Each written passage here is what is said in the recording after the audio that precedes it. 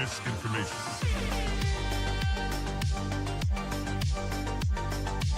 Market clearing order inbound.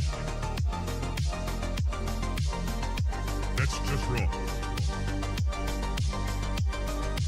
We are surrounded by journalists. Hold your position. Come, get up.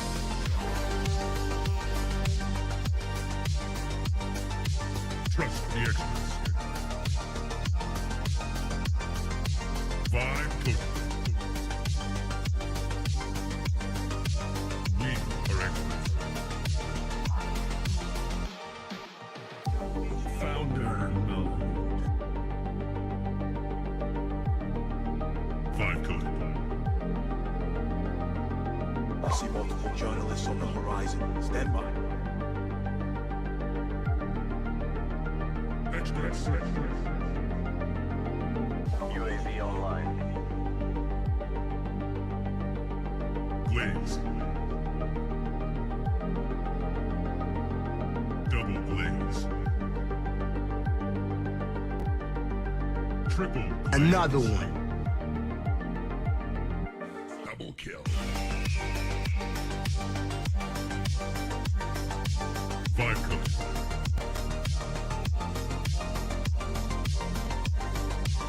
Wrong.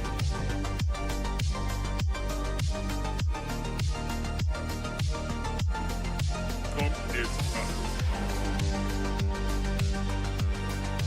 Glaze.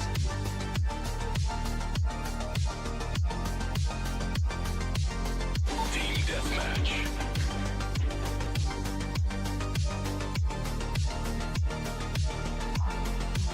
We are experts. Triple glaze. That's just wrong. Right.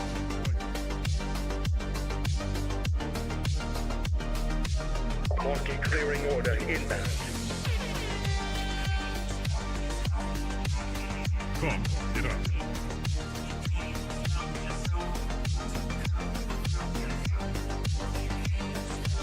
We are surrounded by journalists. Hold your position.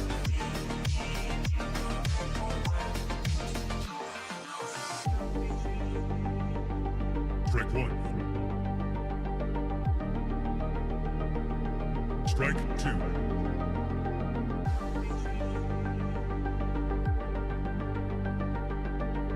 Activate Golden Retriever mode.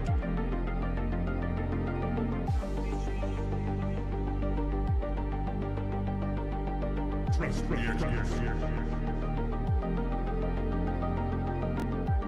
Market clearing order inbound. 5 coded.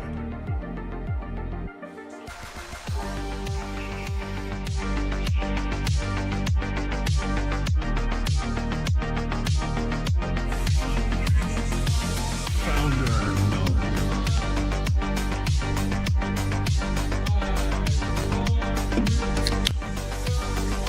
You're watching TBPN. Today is Monday, May 4th, Would you look at that? 2026. Would you look at that? Would you look at what, Jordy? Everything looks fine to me. We're back. We're back. That's what I'm looking at. We're getting ready at the last second. We may have installed Modern Warfare 2 on this large screen and gotten a little bit behind schedule with some of the interns playing. Yeah, Ben Rust, and Tyler 1v1. were. It was I a was cooking knockout, him. drag-out fight. You won by a lot, right? Yeah. Well, Yeah, we'll have to have it was rematches throughout the show. it was pretty embarrassing for Ben, Yeah. considering that he is still in that not chief producer Ben, but other Ben. Considering he's still in like the main kind of like prime Demo. video game. But demo. at the same time, I mean, you were probably 2 years old when Modern Warfare 2 came out, so you got to sort of relearn the old tricks on Rust. Anyway, well, big hope show you guys had a today. great weekend. Hope you had a great weekend.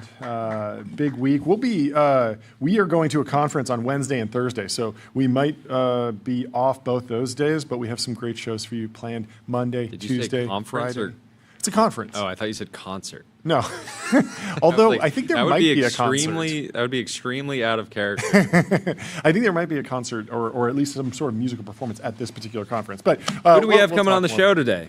We have a bunch of folks. Nat, Michael York from Casa, Anjani from Okay. AMP. We got Garth from Panthalosophy. A little more context Yeah. on Nat joining. Yeah, we talked about it earlier. He joined Alpha School. Yeah, that's right. He's the head of founder development. They're launching a founder track Mm-hmm. at Alpha School, which I'm very curious to hear about, Yeah. considering that a lot of the parents in my area are very Alpha School curious. Yeah. So excited to hear about that. Well, I mean, there's a bunch of news we're going to go through, but first, I was just sort of reflecting on. There was a great interview with Andre Karpathy at a Sequoia AI Ascent. I think last week it went up on YouTube, and he was sort of reflecting on how his workflow is changing around vibe coding, and I was sort of reflecting on how my knowledge workflows are changing, particularly around image generation, now that image generation is really good at infographics and effectively designing slides or output. And so we're starting to see the rumblings of this idea of like the neural computer. There was this, people have been talking about this for years since the AI boom began, but the basic idea is like, you would have a computer that basically has no software whatsoever on it. It would just have an LLM or just an AI model, just inference capability, or potentially connection to cloud inference that would generate whatever you want, whatever you need on demand on the fly. And so I think Elon talked about this with macro hard a little bit. That was a piece of the vision. This has always been theorized, but it's becoming more and more real. And so Karpathy describes this idea of like a neural computer this way. And I think it's an interesting framing. Obviously, it'll have implications for SaaS products that might be used in a headless, under the hood scene way, or might be competed with against these neural computers. But Karpathy describes it as, he says, imagine a device that takes raw video or audio into basically what's a neural net and uses diffusion to render a UI that's unique for that moment. And so this sort of like on the fly instantiation of the exact UI that you need for that particular question or whatever problem you're trying to solve, whatever you're trying to do, is an interesting paradigm shift that it feels like we're starting to see glimpses of. So I most recently felt it when I was trying to understand Ryan Cohen's proposal for GameStop to take over eBay. This is a big story. We'll go through it today. But I haven't tracked either company closely. We've had Ryan on the show, and we've talked about eBay and GameStop intermittently, but I couldn't tell you off the top of my head what's the revenue for each company, what's the profit like, what are the different multiples. And so in a pre-ChatGPT world, I would have gone to Google Finance or Yahoo Finance and pulled some data, maybe had two tabs up, maybe used one of their comparison tools. If I wanted to be really advanced, I would have copied and pasted the stats into a spreadsheet. If you're really working on Wall Street, you might have like CapIQ or Bloomberg plugging into a sheet, an Excel sheet that then can build you a comparison table and do like comps. And then once we got into the ChatGPT world, you might do a deep research report, pull all that data, put it into a table, which is effectively Markdown. And sometimes the table's renders a little weird and like you can kind of bounce around. But now the whole process from start to finish is just a single prompt, and it outputs an image. So you can pull up the image that I generated. So this was one prompt. I said, do a bunch of research on GameStop and eBay's valuation and key financial metrics, things like growth rate, top line, earnings, revenue, valuation, how the multiples fit together, build a nicely designed side-by-side comparison of the two companies. And you wind up getting something that is very digestible. Like just looking at this, I mean, it's obviously a little zoomed out, but you can zoom in and see, okay, eBay has about 3 times the revenue, 50 billion versus 15 for GameStop, and revenue growth. eBay's growing while GameStop shrunk by 5%. eBay grew 8%. Operating income, eBay has 10 times the operating income at 2.28 billion versus 232 million for GameStop. And so you just get this like very easy, okay, what's the operating margin? eBay's up at 20%, GameStop's down at 6.4%. And so you can start to see on a price to sales ratio, GameStop's at 4x, eBay's at 4.5x, but on a market cap to net income, GameStop's has a higher value, 34x versus net income versus eBay's 25x. So you can just sort of see this table, and this is something that usually would have been like 3 or 4 steps to get here, and instead it's just this single prompt. And so I think that there's like this is not a perfect result. Like in that image, you can see that like it chose red as the color for all of GameStop's financials, which is not what you'd normally do because red is usually for negative numbers, but those revenue figures are positive. Like it could be better. I could probably go further and prompt it a couple more times to get exactly what I wanted, but it solved my problem of having like, here's the summary of the question that you were actually asking, which is like, how do these companies stack up to each other? What's the relative size of the business? What are the strengths and weaknesses of each of them? And then boom, you have a square image that you can easily text to someone and it's ultimately shareable. And more importantly, I don't care what it used under the hood. It could have puppeteered a spreadsheet and put it all in comma separated values and make a CSV, and it could have transformed it with Excel or Google Sheets under the hood. It could have written Python. It could have used pandas or scikit-learn. It could have done anything it wanted to, but it's all abstracted to me and I don't even think about it. And this is different from the previous era of like, okay, well, if I wanted to do some sort of stock comparison tool, I could vibe code a stock comparison tool with API integrations, make sure you have the data connections, but it's just kind of less necessary as the models get fatter and they sort of eat more and more of the process. And so Karpathy describes this concept as software 3.0, and we should pull up his example because it's very similar. Of course, it happened like months ago because he's ahead of me on everything, obviously. But he gave a good example of shifting from like, you have a problem that there's no solution for, so you're going to vibe code an app, to just a few weeks or months later, like the AI tools can just do it. And you don't need any code, you don't need any system to build, even though it's fun to build a system and it's interesting and it allows for maybe more speed, more reliability, like more and more things are like one-shottable by the model. So let's pull up Andre Karpathy talking at Sequoia AI Ascent about his experience with software 3.0. I think one more maybe example that comes to mind that is even more extreme than that is when I was building menu gen. So menu gen is this idea where you come to a restaurant, they give you a menu, there's no pictures usually, so I don't know what any of these things are. Usually, like 30% of the things I have no idea what they are, 50%. So I wanted to take a photo of the restaurant menu and to get pictures of what those things might look like in a generic sense. And so I vibe coded this app that basically lets you upload a photo and it does all this stuff and it runs on Vercel and it basically re-renders the menu and it gives you like all the items and it gives you a picture that it uses an image generator for to basically OCR all the different titles, use the image generator to get pictures of them and then shows it to you. And then I saw the software 3.0 version of this, which blew my mind, which is literally just take your photo, give it to Gemini and say, use Nano Banana to overlay the things onto the menu. And Nano Banana basically returned an image that is exactly the picture of the menu that I took, but it actually put into the pixels, it rendered the different things in the menu. And this blew my mind because actually all of my menu gen is spurious. It's working in the old paradigm. That app shouldn't exist. Yeah, the software 3.0 paradigm is a lot more kind of raw. It just, your neural network is doing more and more of the work. And your prompt or context is just the image, and the output is an image, and there's no need to have any of the app in between. So I think that people have to kind of like it's reframe. Over for apps. Yeah, I mean, it's real, and there were I had some takeaways from this, like what are the implications for this, and I think there's a few things. The first thing that was on my mind was that although we have gone through this crazy vibe coding boom where everyone is vibe coding apps, it feels like a very temporary aberration. And also I know that like even though there are millions and millions of people that have used Codex and Claude Code and OpenClaw, like the numbers are big, but it's not at 20% of the US population. Like it's just not at that level of adoption as opposed to chat apps, which are at like 70, 80% penetration, right? Yeah, the other thing that's been interesting is like people outside of tech that have gotten into vibe coding that have been pitching me their ideas here and there.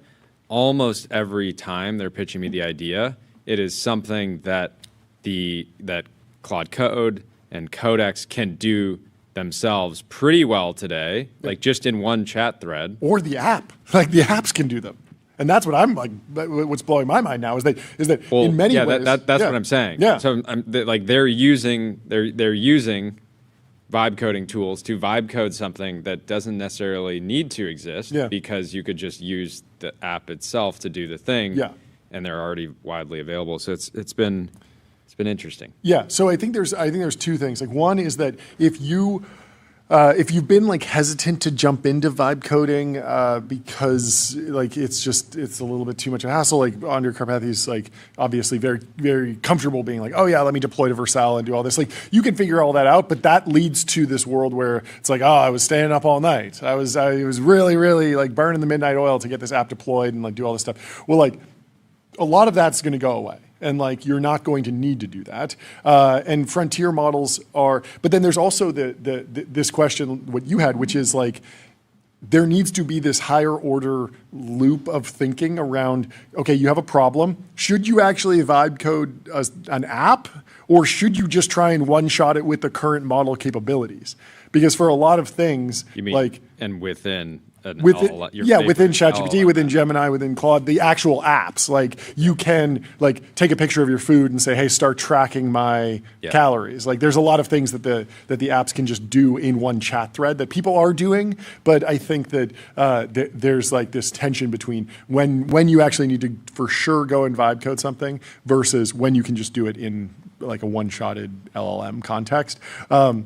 And so, like, frontier models are already able to, in basically 90% of situations, I feel like, instantiate exactly whatever's required to solve the actual problem under the hood, entirely abstracting away, like, code and tools. Like, you will just not be aware of what's happening, and it doesn't matter. And then the second... I would add to my previous statement by saying that doesn't mean that there's not necessarily a business there, because sometimes taking a raw capability and presenting it to people in a way that's very easy for them to digest, you can still deliver value, and you can get customers, and people will pay you money. But it has been fascinating to see, like, does this actually need to be an app? Yeah. I mean, there's a ton of apps and software that will still be valuable, whether it has a liquidity pool or some sort of unique source of strength or some differentiation point that the existing chat apps can't hack at all. And then there's also just like marketing arbs, effectively, where it's like, okay, yes, any frontier model in a chat app could do this, but you weren't aware of it, and this company was really good at running ads to actually get awareness going and then drive downloads of this specific thing. And so we see those in the App Store all the time. So the other thing that I was reminded of was, did you ever read Union Square Ventures 2016 blog post, Fat Protocols? Are you familiar with this? So Fat Protocols was this concept around how in the web, like web, I guess 1.0, 2.0, there were protocol layers, which are like TCP, IP, HTTP, SMTP, like file transfer protocols, HTTP. And a lot for like a couple of years, the crypto community was like the group that developed and maintained like HTTP, they basically created the standard that the web ran on, and yet very little value accrued to the creators and the maintainers of that protocol. And crypto would be different because the Bitcoin protocol had the value capture component like baked into it. And so there was this idea of like the application layer in blockchain would accrue very little value, and the protocol layer would capture the vast majority of value. So this is on the web, the applications on top of HTTP. You can think of like Facebook as a beneficiary of the protocol of HTTP, because that's how the actual information and the photos and the text gets transferred to you. But the HTTP standard does not accrue the value. The value accrues to the application on top. And if you scroll down, you'll see the blockchain example, which was sort of borne out, that the application layer was pretty thin on top, and most of the value went to like the tokens and the protocol below. Yeah, exactly. Ethereum's a good example. Solana's a good example. Of course, there's value in the application layer, and there's some companies that are being built. But this was basically this thesis that he says we see this very clearly in two dominant blockchain networks, Bitcoin and Ethereum. The Bitcoin network has a 10 billion market cap, Wow. I think it's like $1 trillion now, right? Isn't it 700 billion? Yet the largest companies built on top are worth a few hundred million at best. Now we have Coinbase, which is in the tens of billions. So both sides of the protocol application layer did very well, but the point is still true. Similarly, Ethereum has a $1 billion market cap even before the emergence of real breakout applications on top, and only a year after its public release. And so that was sort of the core thesis on this fat protocols thing. And I think there's something similar happening in the AI value chain. Of course, there's like a bunch of other dynamics going on in the AI value chain, and there's a lot of capture and complicated market dynamics. But the models feel like they're getting fatter every month, and they're sort of eating away at the edges of what you can do with them. And so increasingly, you can just get more and more out of the core model, which is just an interesting dynamic. And then third, there's still like this huge question of like walled garden jumping. We've talked about this before, but it's almost, we need like a different term for like the dead internet theory. It's like the walled garden internet theory. Like the internet's not dead. Like there's great information in Substack, on certain legacy media websites, and on Facebook, and on X, and on YouTube. But like all of those companies don't want to interact with each other, and so that's where you get something like, oh well, like if you write code, you do get access to it loosely, or if you're puppeteering a browser on a Mac Mini, you get access to that, or if you're digging through iMessage locally, like that can require a different workflow. But that's more of like a legal and business discussion than a technical one. Like there's no reason technically that a single LLM wouldn't be able to just query every single web resource, except for the fact that the various tech companies don't want each other to talk to each other. And so the models, I think, will continue to find a way under the walled garden, over the walled garden, through the walls. Like they'll seep everywhere. And it's more of a question of just inference cost, how long it takes to actually grind through the wall. But they're already figuring out a way around. And OpenClaw is a good example of that, where a lot of the walled gardens were sort of brought down by running. Yeah, except I think SAP came out and said, no unauthorized agents here. They're trying to put up the walls. They're trying to build a moat. They're trying to get some alligators to scare off the agents. Yes, but I would be very surprised if they're able to stop me from, if I have SAP and I'm running it locally, for me to take a screenshot of my computer and then tell the mouse to go where it wants. Yep. Like it's very hard to fight back against these, the computer. I mean, I've seen this guy on YouTube who uses like ever more contrived aimbots. Like he has one that's it's like a robotic mouse. So it's using the actual mouse and keyboard, but it's robotic fingers on it, and then it's controlling. I think he plays Rainbow Six Siege or Counter-Strike, and he's cheating, but it's a camera looking at the computer. So until you get to like WorldCoin eyeball scanning, making sure that you're not using this. He's also done one where I think he put like electrostimulation on his arm that would do the aimbot for him, and so it was his arm physically moving, but it was puppeteered by an AI, essentially. And, it's very, very demo phase at this point. But imagine that everything is so locked down that no AI agent can interact with SAP, but then I have the electrostimulation and I can just type it super fast and it just does whatever it needs. And I'm the human instantiation actually pushing the keys. Rune had a good tweet where he was like, people are now just like vessels for the AI, where they just like the AI tells them what to do, and then they just act exactly like what the model said. Wasn't John Collison talking about this? John Collison was saying like the humans get the thing off the high shelf. It's just like every time I have to like go and like export a PDF and upload it to ChatGPT because I can't get it in there by default, even though I could just give them a web URL. I have to export it, print, or whatever. This is the. Let's talk about. I think we should talk about GameStop. Let's do it. What's up with GameStop? What's going on with GameStop? Yesterday, it came out through the Wall Street Journal. GameStop was preparing to make an offer for eBay as part of CEO Ryan Cohen's plan to turn the retailer into a $100 billion plus juggernaut. GameStop has been quietly building a stake in eBay shares ahead of a potential offer and could submit an offer as soon as later this month, which they did this morning. If eBay isn't receptive, Cohen could decide to take the offer directly to eBay's shareholders. And they released a letter yesterday to Paul Pressler, who's the chairman of the board over at eBay, happens to be a friend of mine. Yeah. Wait, really? Yeah.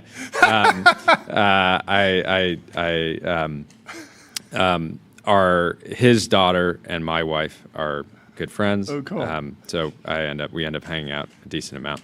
Does and we're neighbors. Does he do a lot of like podcasts or press appearances? It can be discussed. I'm just saying, like, I want to get determinism of Pressler would be like somebody who dominates the press. the press circuit. I think the you would be podcast doing a circuit. press circuit all the time. Anyways, Paul is fantastic. Yeah. And Ryan wrote this letter to him yesterday saying GameStop is proposing to acquire all common stock of eBay at $125 per share. We have accumulated a 5% economic stake in eBay through derivatives and beneficial ownership of common stock and are filing a Schedule 13D and HSR notification tomorrow. Our offer is $125 per share, comprising 50% cash and 50% GameStop common stock, which we will get to in just a little bit because Ryan Cohen discussed this on CNBC this morning. Yep. That represents a 46% premium to eBay's unaffected closing price on February 4th, 2026, the day GameStop started accumulating its position in eBay. And blah, blah, blah, blah, blah, blah, blah, blah, blah, blah, blah, blah, blah. But let's go straight to the CNBC. So quickly, there was a question. So Bizlet said, can someone please tell me how GameStop has $56 billion? It's not a $56 billion company. There were questions, and Ryan Cohen went in the ring with Aaron Sorkin over at CNBC, or Andrew Put the Ross gloves Sorkin, on. sorry. Andrew Ross Sorkin on CNBC, Squawk Box, to interview about the GameStop eBay acquisition. We can play this. Walk us through how you could get to that price and how it would work. It's on our website. It's half cash, half stock, but the details are on our website. Can you help? I've read them, but can you help our audience understand them? Yeah. Which part exactly? Well, I think we can start with the idea that the market cap of GameStop is, call it, $11 billion. You have $9 billion on your balance sheet. Arguably, if you're providing effectively all of your stock, and then the cash that gets you to 20, you have this letter from TD. That's another 20. We're now at 40, but we're still off by, call it 16. And the 20, as far as I understand, while it's considered a highly confident letter, meaning TD saying they're highly confident that they would provide the financing, it's not locked financing. Yeah, we'll see what happens. Founder mode. Never doubt. I hear you. I understand that. I'm just trying to understand where the rest of the money would come from. It's half cash, half stock. I hear you. I'm just saying that math doesn't get you to the price that you're offering. So Right, and that's a pretty straightforward question. I don't get it. Becky chiming in. Where's the rest of the money coming from? Andrew laid it out pretty clearly. I don't understand your question. We're offering half cash, half stock, and we have the ability to issue stock in order to get the deal done. But the full details of the offer are on our website. But you're on our air. We thought we'd get... So, but I don't understand your question. Where's the money coming from? That's the question. You're wondering, record scratch, freeze frame. You're wondering how I tried to buy a $55 billion company with $40 billion earmarked. Yeah, so I don't. What do you think he was expecting this to go out on Sunday, Monday, GameStop stock to pop like crazy? Yeah. And it's actually down today.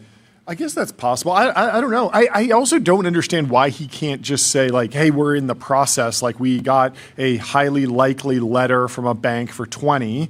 Yeah, we need 16 more, but we're going to go get more letters from other banks. We're going to go get other equity investors. Like this is a whole process. We're excited to announce this. And this is like our first close. Like we're fully ready. Yeah. But maybe So the tough thing is he took this offer to Paul, chairman of the board. Yeah. Now, Paul has to look at this and be like, okay, is this a real offer? Yeah. And I imagine Paul will watch CNBC, and it's not. That's not going to give anyone a lot of confidence. Yeah. I mean, you could imagine it in the context of like buying a house. You know, you show up and someone says like, I have 80% of the money, and like my bank will underwrite me for 50%, and I have 30% in cash, and you're just like, look, I need the full amount. I need the full amount from someone. Is like I'm wondering what Ryan. eBay is an incredible business. Yeah. It's been remarkably durable. Mm-hmm. They've faced an onslaught of competition for every single category, from sneakers to watches to art to name any cars, right? Any category, there is a vertical competitor to eBay. Yeah. And yet the business has been remarkably strong. Yeah, it's up pretty meaningfully this year, right? Like management is executing. Yeah. And again, it's unfortunate for Ryan and his bid that the most viral sort of video clip out of all of this is just him failing to answer a pretty straightforward question and not having an opportunity to talk about, okay, why do you, presumably if you're buying this company, you think it can and should be worth a lot more. Why? What's your plan? What's your plan for the business? Why are you better suited to run it than Jamie, who's been in the seat since 2020, worked at eBay from 2001 to 2009. Whoa. So he's a veteran, knows the business very well, and you're coming in $16 billion short. At least that's what it looks like. Yeah. And anyways, this bid could be over before it really started. Yeah, or I mean, it could attract a bunch of investors who want to line up and fall in line and wind up producing the 55 or so required. But it does feel like it's a ways away. Anyway, we have our first guest of the show in the waiting room. We have Nat from Alpha School, and here he is in the TBPN Ultra Dome. Nat, how you doing? I'm doing great. How are you guys? We're doing fantastic. Dude, incredible to finally have you on the show. Yeah, been way too long. We love when your name posts. pops up in the chat, and we've both loved following your career the last. Appreciate that, guys. As long as I've been on the internet. It's awesome to be here. I mean, I've been following you guys since it feels like must have been the first week or two. I just love the show, and I've loved seeing you guys crush it. It's brought a lot of joy to my weekly commutes. So thank you guys for doing this. Amazing. Well, we're super excited. I personally am excited that you're at Alpha School now because Alpha School is moving into my town. It looks like it's early stages, and I've just been curious to learn more about it, and especially like what you're working on specifically. Here to answer any of it. Awesome. Should we go back further? We're open up all over. Yeah. So. Yeah. Why don't you give us an overview of like everything you've worked on the last few years? Because like I think you have done a better job than almost anyone at identifying these sort of like big macro technology changes and cycles, and then like just like experimenting and innovating in a bunch of cool ways. So take us back a little bit. Yeah, so I got the entrepreneurship bug in high school. Didn't have many ways to get into it then, and then in college, I went to business school and figured business school would teach me how to be an entrepreneur. Realized really quickly that wasn't the case, and ended up just trying to go figure it out on my own. So got super deep into SEO. Ran a really successful SEO-focused marketing agency for a number of years until 2021. Basically handed that off and eventually got acquired. But that was kind of my first taste of seeing this like cool thing in technology, trying to figure it out, trying to build a business around it, and just feeling incredibly fulfilled by getting to do that. And so when I stepped out of SEO, I got pretty heavy into the personal knowledge management space. So I was doing all of the like Rome research and Notion stuff. Got deep into crypto during that 2021, 2022 era, and was like writing smart contracts and working with a couple teams through that.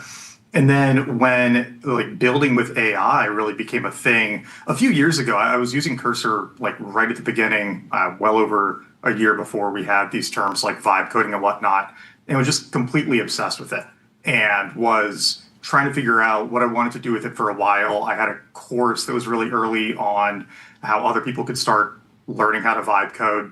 And at the end of last year, I said, okay, like I want to stop doing the solopreneur thing. I want to kind of like go after something much bigger. And while I was in the process of figuring that out and tinkering with a few bigger things I wanted to work on, Alpha School reached out to me and they told me that they were working on this wild idea for a new high school. And they were looking for a kind of scrappy AI native entrepreneur to come help them build the curriculum and get the whole thing launched and built. And it was kind of one of those like, do you know anybody else who would be good at these kinds of things like you? And I'd never considered taking a job, certainly never considered working at a high school. But when they told me they wanted to build this and that they were looking for somebody like that, I was just immediate, like I had to come do this. Okay, before we get into Alpha School, why you're witnessing the explosion of LLMs? Why didn't you get into like answer engine optimization or AI observability? I'm sure you thought about it, and given your background building the SEO agency to exit, I'm sure you would have been well positioned to do well there. Did you consider that at any point?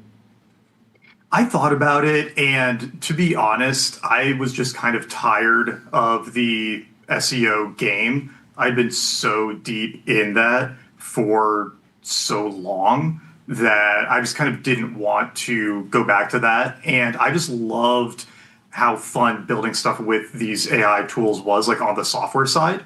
And that was kind of the route that I was starting to go down. And thankfully, like this still kind of heavily scratches that itch because like even though this is a school and we're learning how to we're teaching and trying to build all of that out, so much of the internal systems and how we figure out how to teach this requires getting really deep with AI and building a lot of our own internal custom software. And it's really cool to like be a part of a school that's also investing so heavily in that. And so it's been fun getting to bring those skills and that energy here. Awesome. Reintroduce Alpha School. We've talked about it on the show, but for anyone in the audience that isn't familiar, I think it would be helpful. And then I want to talk about the program that you're building out. For sure. And just to double check, because I did get a message that my mic wasn't sounding right. Is it not plugged in? I'm looking at it and it looks like there's no cable. Oh my God. I was just like looking at it. Wow. Okay, and then I think you probably need to select it and change the thing over. But I was looking at it, I was like, wait, that's like not plugged in at all. That's hilarious. Ooh, there we go. Works. New studio, Ooh, yeah, this is nice. Much nicer. Silky smooth now. So, all right. Yeah. All right. So good. Yeah. Sounds awesome. Okay. Okay, so reintroduce Alpha School for those who don't know the model, because I think it was many people learned about it through Invest Like the Best. I guess that's how I learned about it. Well, there was a rumor rumors. mill around it, right? Yeah. There was a lot of lore. A lot of people were curious, and then Invest Like the Best, I felt like was like this first mainstream kind of exploration of the vision and what had been done to date and how you guys were approaching it. But obviously that was before you joined. Yeah, so Alpha School actually started 12 years ago with Mackenzie Price here in Austin, and it was a smaller micro school, but still built on that fundamental idea that you could compress the entire academic day to about 2 hours if you leaned on what we know about learning science, which the teacher in front of a room of 25 students trying to teach everyone at the same time is just not the best way to learn. And if you were able to kind of customize the education to each student based on where they were, you could get that day a lot shorter and then give them a lot more time for learning life skills, doing these interactive workshops, and making them just love going to school, right? Because no student feels like they're being held back or not getting a chance to get caught up. And so when generative AI came on the scene in 2022 or so, Joe Lamont, who he and Mackenzie had known each other forever, and his daughters were already going to Alpha School, he kind of went to her and said, hey, with AI, we can now take this model that you have figured out and we can bring this to 1 billion students. We can make this the way that like every student gets to learn. And that's when he brought big investment into Alpha School, started like building it up, expanding it. And that's why a lot of people feel like it just started in the last few years, because that's when it really started to grow and take off.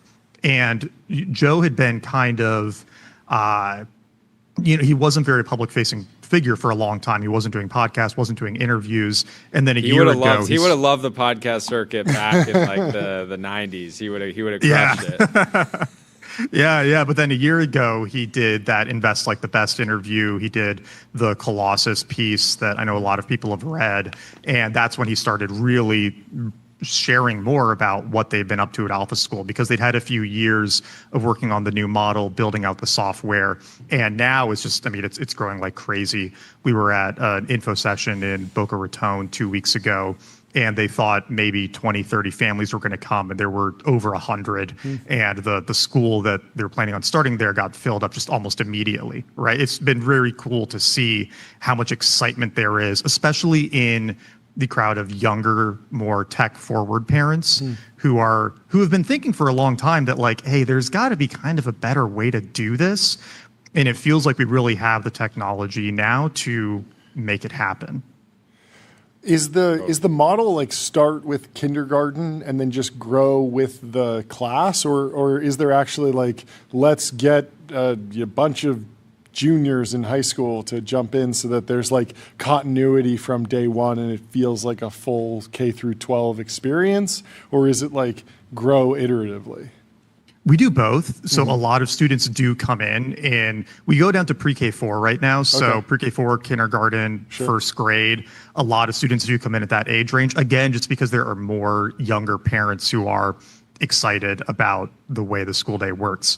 But you do have a lot of kids who come in starting in high school. We have people, I'm at the high school in Austin right now, and we have students who transferred in as 10th graders, 11th graders. It's kind of, if they're really interested in something, or if they feel like their current school isn't working for them and they want to try this model instead, we'll take them basically any time of year.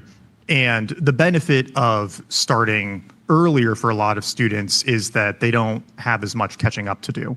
A lot of students transfer in from even really good private schools, and it turns out that they're a year or two behind in math or reading or one of these subjects. And so they do go through that catch-up period. But again, it goes back to just like the nice thing about having software that can personalize the learning experience to each student.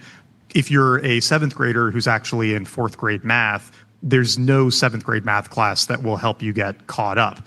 But with Time Back, with our learning software, it can identify, oh, okay, you actually need to go back and really memorize your times tables, because that's becoming a big bottleneck for you in trying to learn algebra. So we're going to go back and do that Maybe first. Ryan Cohen. And then you'll be ready. Ryan Cohen, if you guys could, Ryan was being asked some math questions about the eBay takeover this morning. Oh yeah, the eBay from and there was some like adding and subtracting that they were doing that wasn't adding up. It wasn't, things weren't adding up. Sign them up. Yeah, extension program. Talk about the Founder School initiative specifically. How does that fit in? It feels like a different track, or how separate is this from sort of the typical Alpha School experience? Yeah, so basically, we have our high school in Austin, and we've been looking to expand the high school offering for Alpha. And so Joe went to all of the high school students last fall, and he said, hey, what would be the just best, most incredible version of high school that you can imagine? And we have a really good mix of what the high schoolers are working on in their afternoon time after they finish their academics. We have a girl who's putting on a Broadway play. We have a few students writing books. One student opened the biggest bike park in Texas.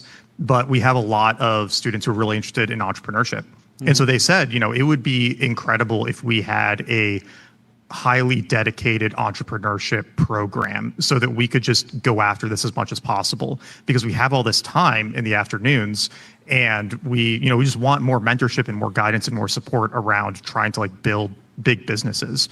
And that got the idea going in his head to say, hey, what if we opened a high school where we were essentially saying that we're going to get the best mentor network possible. We're going to get the best like resources possible for whatever bottlenecks, challenges you're hitting. We're going to build the best curriculum possible so that we can take what might be years and years of kind of fumbling around in the dark, like a lot of people do when they first start that entrepreneurial journey. And we try to teach all those core skills as quickly as possible, give you the ability to develop expertise in whatever areas you're most interested in, and then build a big business by the time you graduate high school. Because nobody really doubts that a sophomore at Stanford can drop out and build a $1 million or $1 billion business. And so like, why can't a 17 or 18-year-old?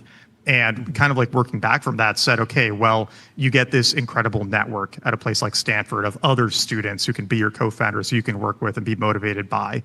You get these incredible mentors who come in, talk to you, give you some advice or just inspire you around what's possible. And then there is some stuff around the academics and the classes, but there's functionally no reason we can't pull that back down to the high school level, especially considering that these kids get like 5 hours in the afternoon every day after they finish their academics. So that's 4,000 plus hours over 4 years.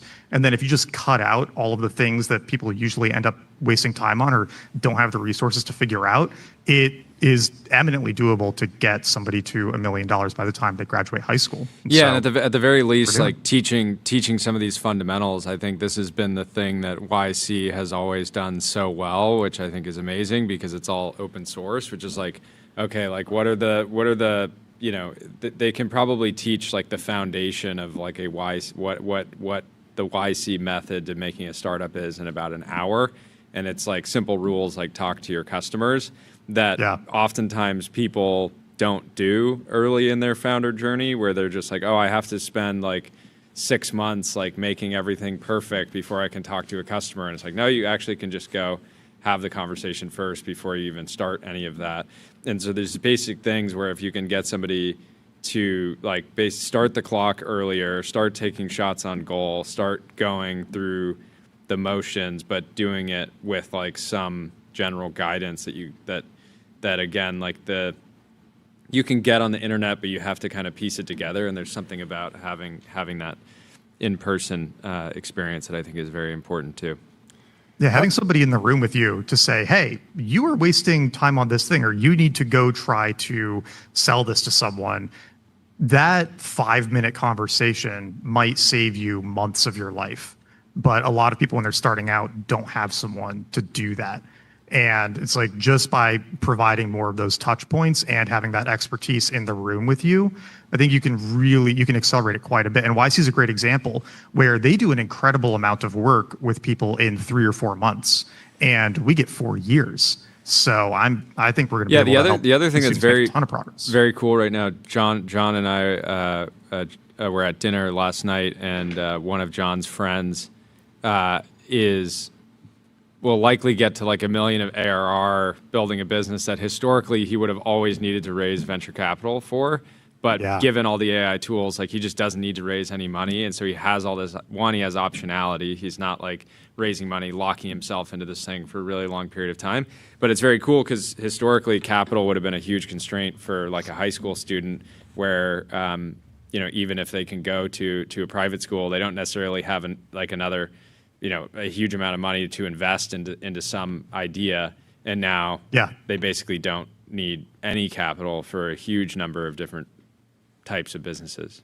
No, it's totally true. It's when AI is the big thing that removes the bottleneck around like, why can't a 17-year-old build $1 million business, where you don't need to spend as long developing deep expertise in programming or software development, because you can certainly, for a V1, you can prompt a lot of it. You don't need to raise a ton of money for hiring or design or build out or any of these things, because again, you can get like an initial version going with AI. And also, if you're a 15-year-old trying to get started and you're trying to hire a marketing person or whatnot, like a content marketer might not want to go work for a 15-year-old. Like that'd be kind of an awkward thing, right? And so if you can just use AI to get started and get your business going, yeah, you take out a lot of the capital requirements, take out a lot of the expertise build-up requirements, and again, it just shortens that timeline and makes a lot more things possible for them.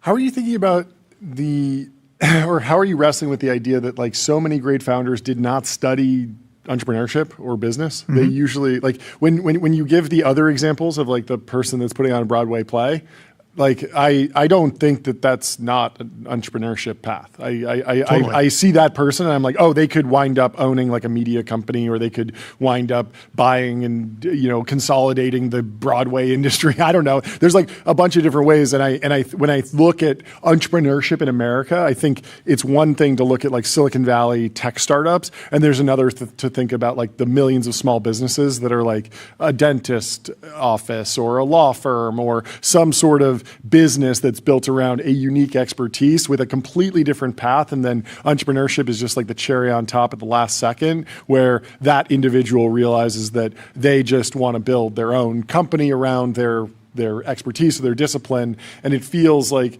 there's always this wrestling with like, if you only learn the entrepreneurship piece, like what industry are you actually an expert in to go and offer an improvement in?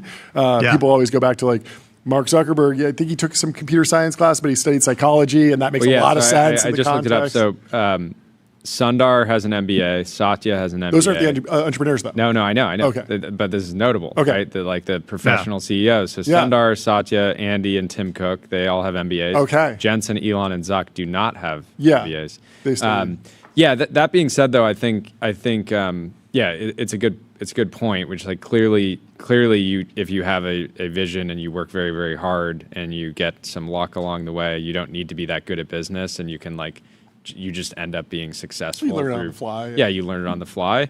But at the same time, I think a lot of entrepreneurs, like people that want to be entrepreneurs, will spend 5 years wasting a bunch of time kind of like learning these foundational like truths about entrepreneurship. And so, I mean, when I think back, I would have loved to learn all the kind of like the YC way in high school, right? And just take some shots on goal, even if I ended up going to college, getting into something totally different, and then coming back to entrepreneurship later.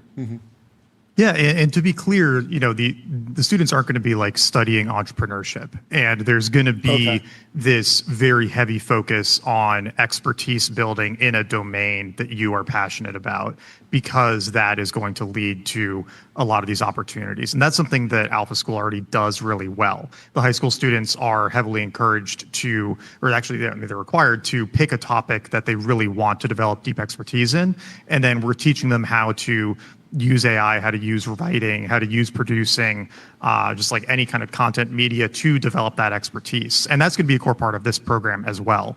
We also have this whole additional aspect of it that's really important to us that we're calling kind of the philosopher builder canon, drawing on Cosmos Institute and working with them a bit, where we don't just want people who are like slinging mobile apps to try to hit a revenue goal and then driving around in Ferraris, right? That's absolutely not the kind of like ethos that we're trying to inspire here. Yeah, boo. I want to see I want to see the Alpha School parking lot in Austin, just Urus wall to wall. Yeah. Well, no, so it's by the end they all start an e-com business, and then 6 months in they're ripping a course, and they're like, here's how I got a Urus at 16.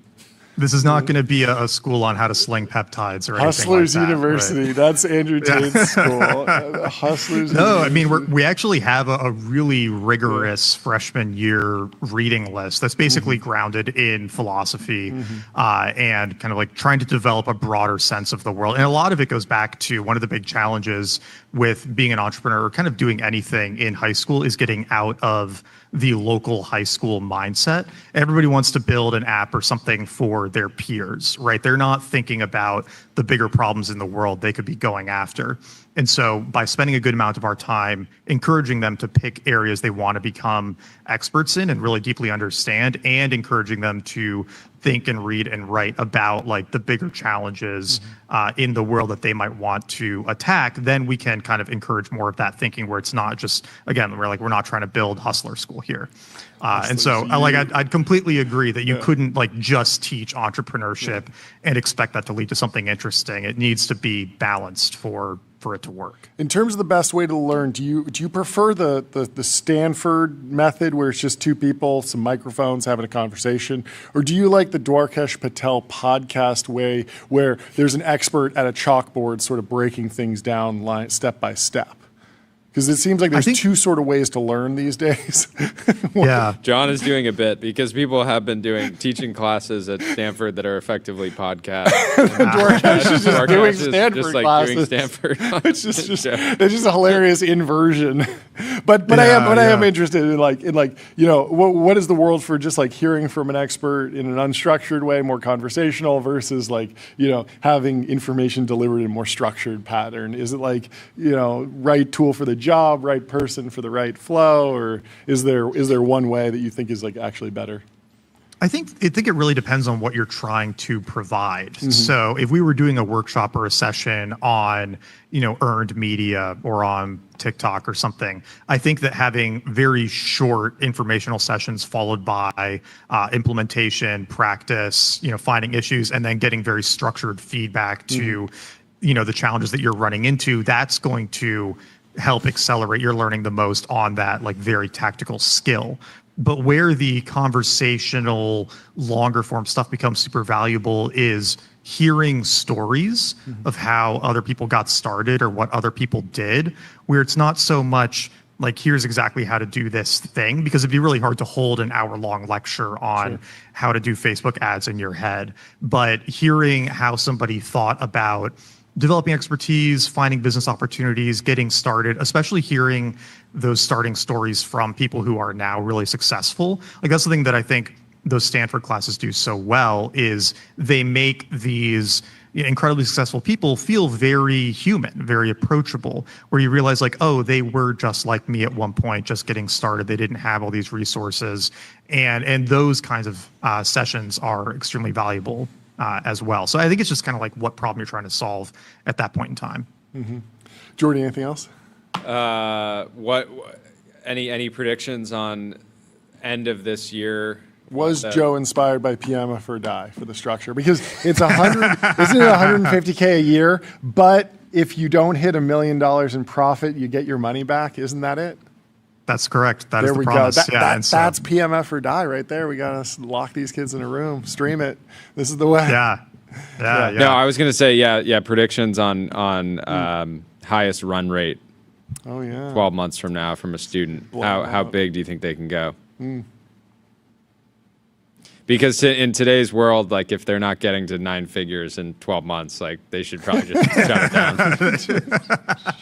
Yeah, I mean, obviously you can't hold me to this. But I would not be shocked if by the end of year one we have at least one student who's well past the 100K mark. I wouldn't even be horribly surprised if you've got a student who's like halfway to the million or even there, right? You find that right thing, you lock in, and we're going to have some students coming in who are already making some progress on their own things. Yeah, whenever we talk to YC founders, Teal Fellows are always like, they were always making money in late middle school, high school, and it was they were picking ideas that had kind of a cap to it, right? Yeah, or they were competitive market. Or super competitive, but if they just applied themselves to a category that was maybe a bit more boring than Minecraft stuff or servers, hacks, and like there's no limit. So, but I'll tell you what, guys, it would be a lot of fun is I think these students are going to crush it. And so if we want to do like a TBPN Founders School demo day next June, I think that'd be pretty sick. That'd be great. I'm so excited to see what these kids do. Yeah. Let's do it. We have to set the record for the youngest TBPN guest. We had that kid who applied to YC, right? Remember, from Australia? He came in for a couple minutes. How old was he? Was he 16? I think he was like 13. I thought he was 13. Yeah, he's really Yeah, young. he came in with his dad. Yeah. And then if any of them build products that we can use, let us know. That'd be great. We'll be happy to be beta customers. Yeah. I mean, I'm going to be shouting from the rooftops everything that they're working on. So I'm very excited about that. Amazing. Well, congrats. I personally, I don't think of myself as like a beta customer. I'm more of a Sigma customer, but you can do whatever. Okay. I thought you were going to if say I'm going to buy a product from Alpha School, Sigma. I want to be the Sigma customer. Anyway, thank you so much for taking the time to come chat with us. You guys. We'll talk to you soon. Great to catch up. Congrats. Great to catch up. We'll talk to you soon. There's some back and forth on the timeline. xAI's GPU fleet is running at about 11% utilization, exposing how hard it is for AI labs to fully use expensive NVIDIA hardware. This is May 2nd from The Information. Trace Cohen says, how is this possible? There's infinite demand. We're going to talk to Ajni in a little bit about the infinite demand because it is real, but there's some extra context here. It says 11% almost certainly refers to flops utilization, not 89% of GPUs sitting idle. If it were the latter, they would just throw more GPUs at training. It's notoriously hard to maximally utilize GPUs even when saturating inference capacity due to things like uneven mixture of expert demand and memory stalls. The 11% figure means their inference stack sucks with a large contribution from lackluster model architecture. Contrast DeepSeek, who do an amazing job maximizing utilization at every level, including innovative MOE load balancing. And I mean, even if the utilization is low, it's like, well, the team seems ahead of the curve solving the problem by acquiring Cursor or partnering with Cursor, because the whole thesis of the Cursor deal was xAI has compute capacity. But Tyler, what are you thinking about this? 11% does not mean that like only 11% of the GPUs are like on. Yeah, it's just that like, you know, the maximum like flops that you could get, say it's like 1,000, you only have like 110 like flops basically actually being used just because of like what their like inference stack is. Yeah. So the GPUs are still on. Yeah. It's not like they're just like sitting idle. But you want it at 100%, right? Or close to it. Yes, but that's like extremely hard because you have to be using it all the time. Yeah, because you're constantly loading memory on and off or whatever. And you might just see uneven demand. I mean, that happens all the time with these AI products where there's a boom. Like, I bet you that utilization spikes during like big moments on X because a lot of people are tagging like at Grok is this real, and a lot of people are using Grok in X when there's a particular, there's those moments where it's like an election or something and everyone's on X talking about the thing. The raid on Osama bin Laden or something like that, and everyone's like querying at the same time to get more information. That's probably lighting the GPUs on fire during around big model releases and whatnot. Anyway, Jordy, where do you want to go next? Our next guest in the waiting room. We can bring in Michael York from Casa. Michael is in the waiting room. He's the co-founder and CEO of Casa, and he's here to talk about subscription-based home ownership platforms. How are you doing, Michael? Good to meet you. Good to be with you guys. Thanks for having me. Great to have you on. You announced a new round last week. Couldn't get you on Friday, but you're here today. Hit us with the news. We raised a $20 million Series A, led by Forerunner. A bunch of great folks around the table as well, including a recent guest, Mr. Travis Kalanick himself. Whoa! I didn't realize. How did that happen? I give you a little bit of backstory. I left school when I was 18 to join Uber. Uber was 50 people at the time, and started out as an unpaid intern working on the supply side, getting LA up and running. Got a job offer later and decided to drop out, and a year later moved up to SF to work on product and eng, which was really my passion. And did you in all of your 18-year-old wisdom know that Uber was a special company prior to joining, or were you just happy to have an internship? Maybe a little bit of both. I mean, it was obviously something that spoke to me, but I think for me it was a way to actually just get immersed in the culture I really loved, but from afar. I mean, I know you guys are in LA. I'm from LA, and certainly it wasn't what it even is now, with exposure to startups and tech and all of that. So totally. Yeah, I was very fortunate. It actually happened on the backs of a tweet, which is a fun story for maybe later. No way. But was the whole team built off of tweets? Basically, yeah. Basically, there was a TechCrunch article that they were coming to LA. I followed it. A few months later, someone tweets from the account, says, "We have a press lunch. Email us here if we missed an invite." And I just hit up this email as a 18-year-old kid who was not in the press, but just wanted to meet these guys. And they sent me an invite and was like, "Come meet our CEO, Travis Kalanick." And it was this restaurant in West Hollywood, where I was like half the age and height of anyone there, and schmoozed my way into an internship with the GM that they just hired for LA, and that was kind of the start of it. That's amazing. How long were you there? Was there for almost 6 years. I left the day that TK left. Wow. I knew that, I didn't want to be there if he wasn't there. I knew I was only going to work for him or myself after that, and actually I ended up working for him again a few months, after he left and all of that madness. He was calling for round 2 with Cloud Kitchens, and so I joined him there. We were about 30 at the time, and was working on product and design for software side of our business until 24. That's incredible. Quitting in solidarity with your boss is underrated. Underrated. Yeah. Underrated. Yeah. All right. Talk about Casa. Yeah. So not sure what you guys already saw, but Casa is a personal property manager for your own single family home. I guess the origin story is coming off of the Uber experience myself. I was really fortunate enough to consider buying my own first home.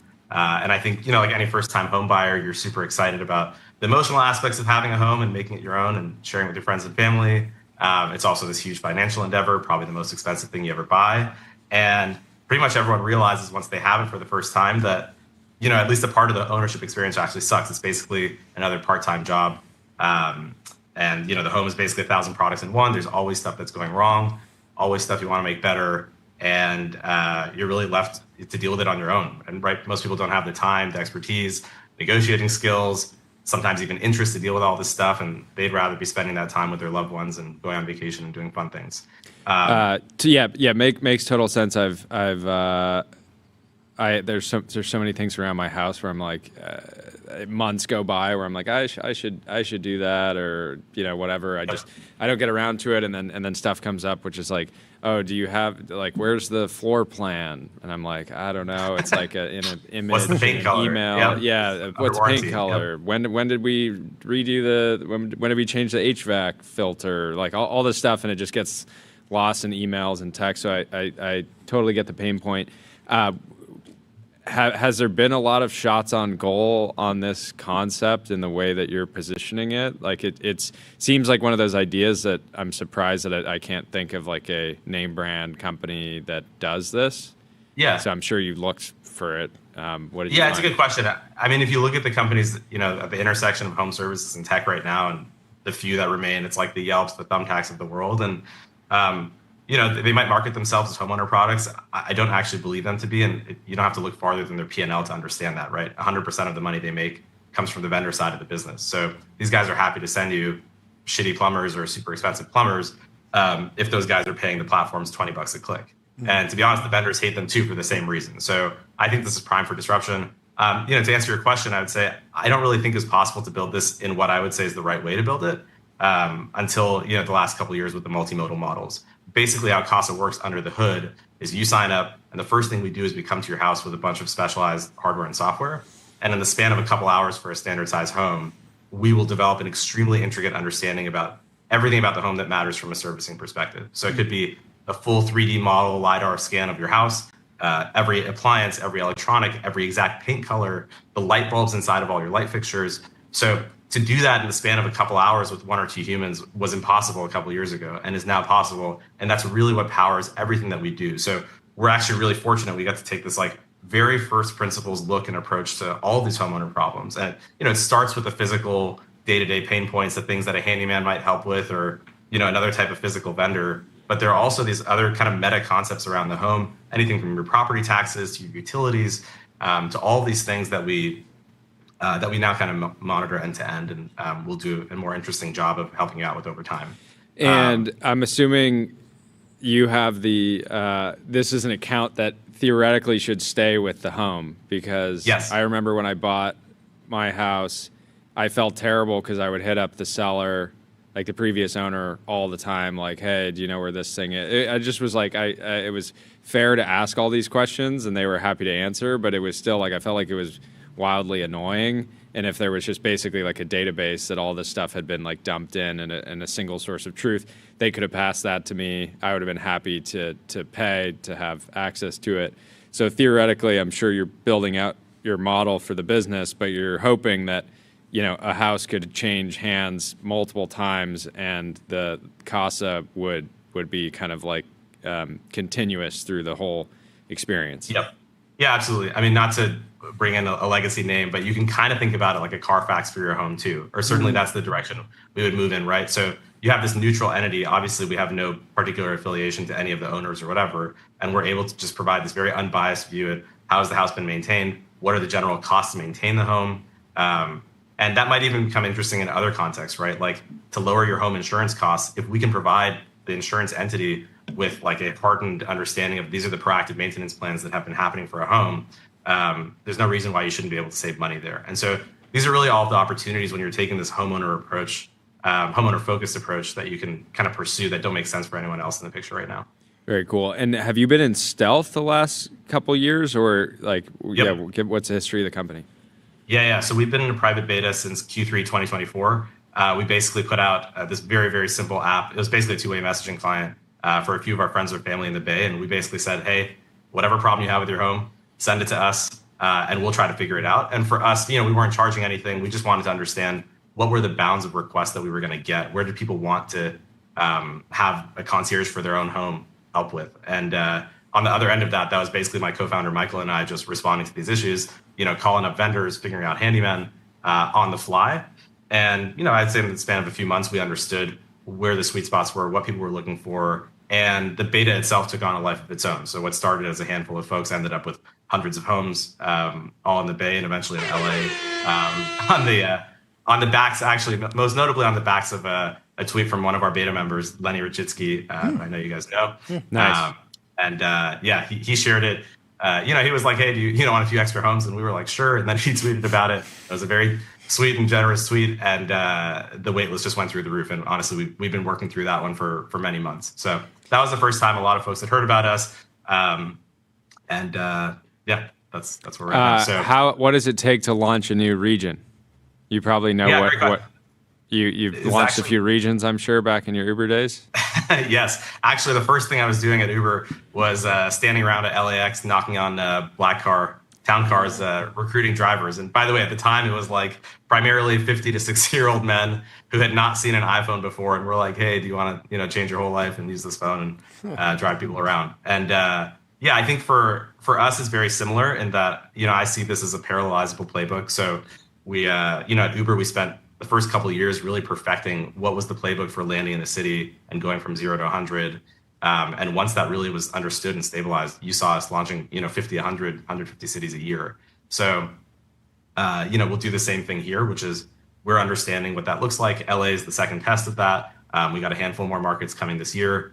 I think you'll see us kind of do that exponential growth curve on the number of markets we're supporting, all to the benefit of owners. How do you think about disintermediation? Obviously, Uber did fantastically. Even though you meet a great driver, no one really jumps from, the driver that took you to the airport is now a full-time employee. Very, very rare. At the same time, like dog walking had a much harder go, where people found great dog walkers and they said, hey, how about I pay you cash? And we cut out the middleman and we disintermediate. It feels like there's some sort of interesting unlock here with the data around the house that is valuable and provides enough value that both parties would want to stay on the platform. But walk me through the thesis of, avoiding disintermediation at scale. Yeah, it's a great question, John. And actually, I think those are two perfect analogies, right? So for Uber, it didn't make sense because a huge part of the value for Uber was that you can get in a car in 2 minutes. Even if you get a driver's number, forget about all the insurance and the other things you get. But it just doesn't make sense to call a guy and wait an hour for him to come get you. It doesn't even make sense for the driver. The dog walker one's a bit different, right? Because the dog walker presumably lives in your city, and once you have that connection, you're good to go. Yeah, and it's like every week the exact same pattern. Exactly, exact same service and all of that. We're very much in the Uber camp, and I tell you that honestly just from experience, which is that we've never had a single one of our vendors or handymen poached by a homeowner. And The reason for that is obvious to me from the inside, and I think will become obvious to folks as the service gets bigger and more prevalent, which is that all of the things we do to surround the visit, right? So in the Casa app, you can book a handyman visit and you can say, hey, I want these 3 things done for my home.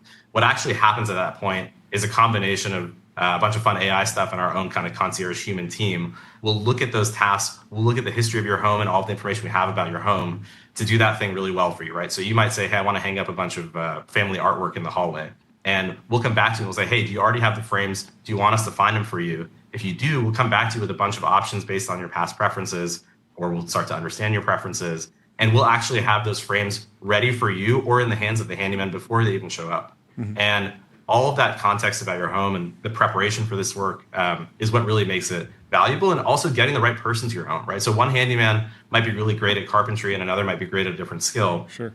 Sending the right person at the right time is super important. And also the fact that you can just get someone at your house usually within 24 to 48 hours at any time, and you can't do that with one person. So handymen exhibit spiky intelligence, and you solve that. That's what's going on. Yes. Perfect. Yes. I love it. Well, congratulations. I mean, this seems where like you guys are based in SF? We're based in SF. We launched with SF in LA. So it's SF Bay Area plus LA. A bunch of other stuff to come, and yeah. Oh, and Forerunner led the round. Fantastic. Very cool. Thank you so much for taking the time. I'm going to sign up. I'm definitely going to sign up. I'm going to sign up. Love it. Have a great rest of your day. We'll talk to you soon. Great stuff, dude. Thanks, gents. Goodbye. Up next, we have Maddie Hall from Living Carbon with a absolutely massive plan to work on United States reforestation. Maddie is in the waiting room, but we'll bring her in to the TBPN Ultra. Maddie, how are you doing? What's going on? Well, thank you all for having me. Thanks for hopping on such a momentous occasion. Take us back, though. Introduce yourself and the company, and then I want to get to this $500 million deal. Absolutely insane scale. Congratulations already. I know. It's very exciting. I think largest amount of money that's been raised for afforestation of degraded land in the U.S. Absolutely crazy. Prior to starting the company, though, I was actually working at OpenAI. Oh, no way. Cool. Yeah. So and explain OpenAI for the audience. No, I'm kidding. Very, very cool. Profit, you may or may not have heard of it. Yes. Yeah, but I think it was pretty clear that the biggest blocker between where we are today and superintelligence is energy, right?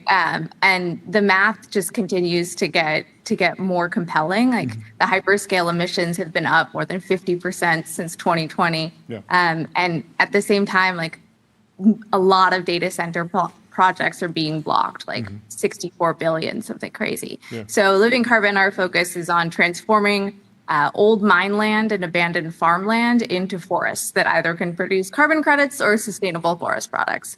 And then we sell to the world's biggest companies, Microsoft, Google, Meta, McKinsey, to mitigate their increased emissions from AI and data centers. And then how vertically integrated is the business? Because I can imagine this being something where like you're working with a whole bunch of contractors and different forestry organizations, and it's a lot of financial work to, bridge the gap between the hyperscalers, which you have connections to, and the different forestry organizations. But are you planning on like building machinery, hiring people, planting trees, planting seeds? Like how in the weeds will you get?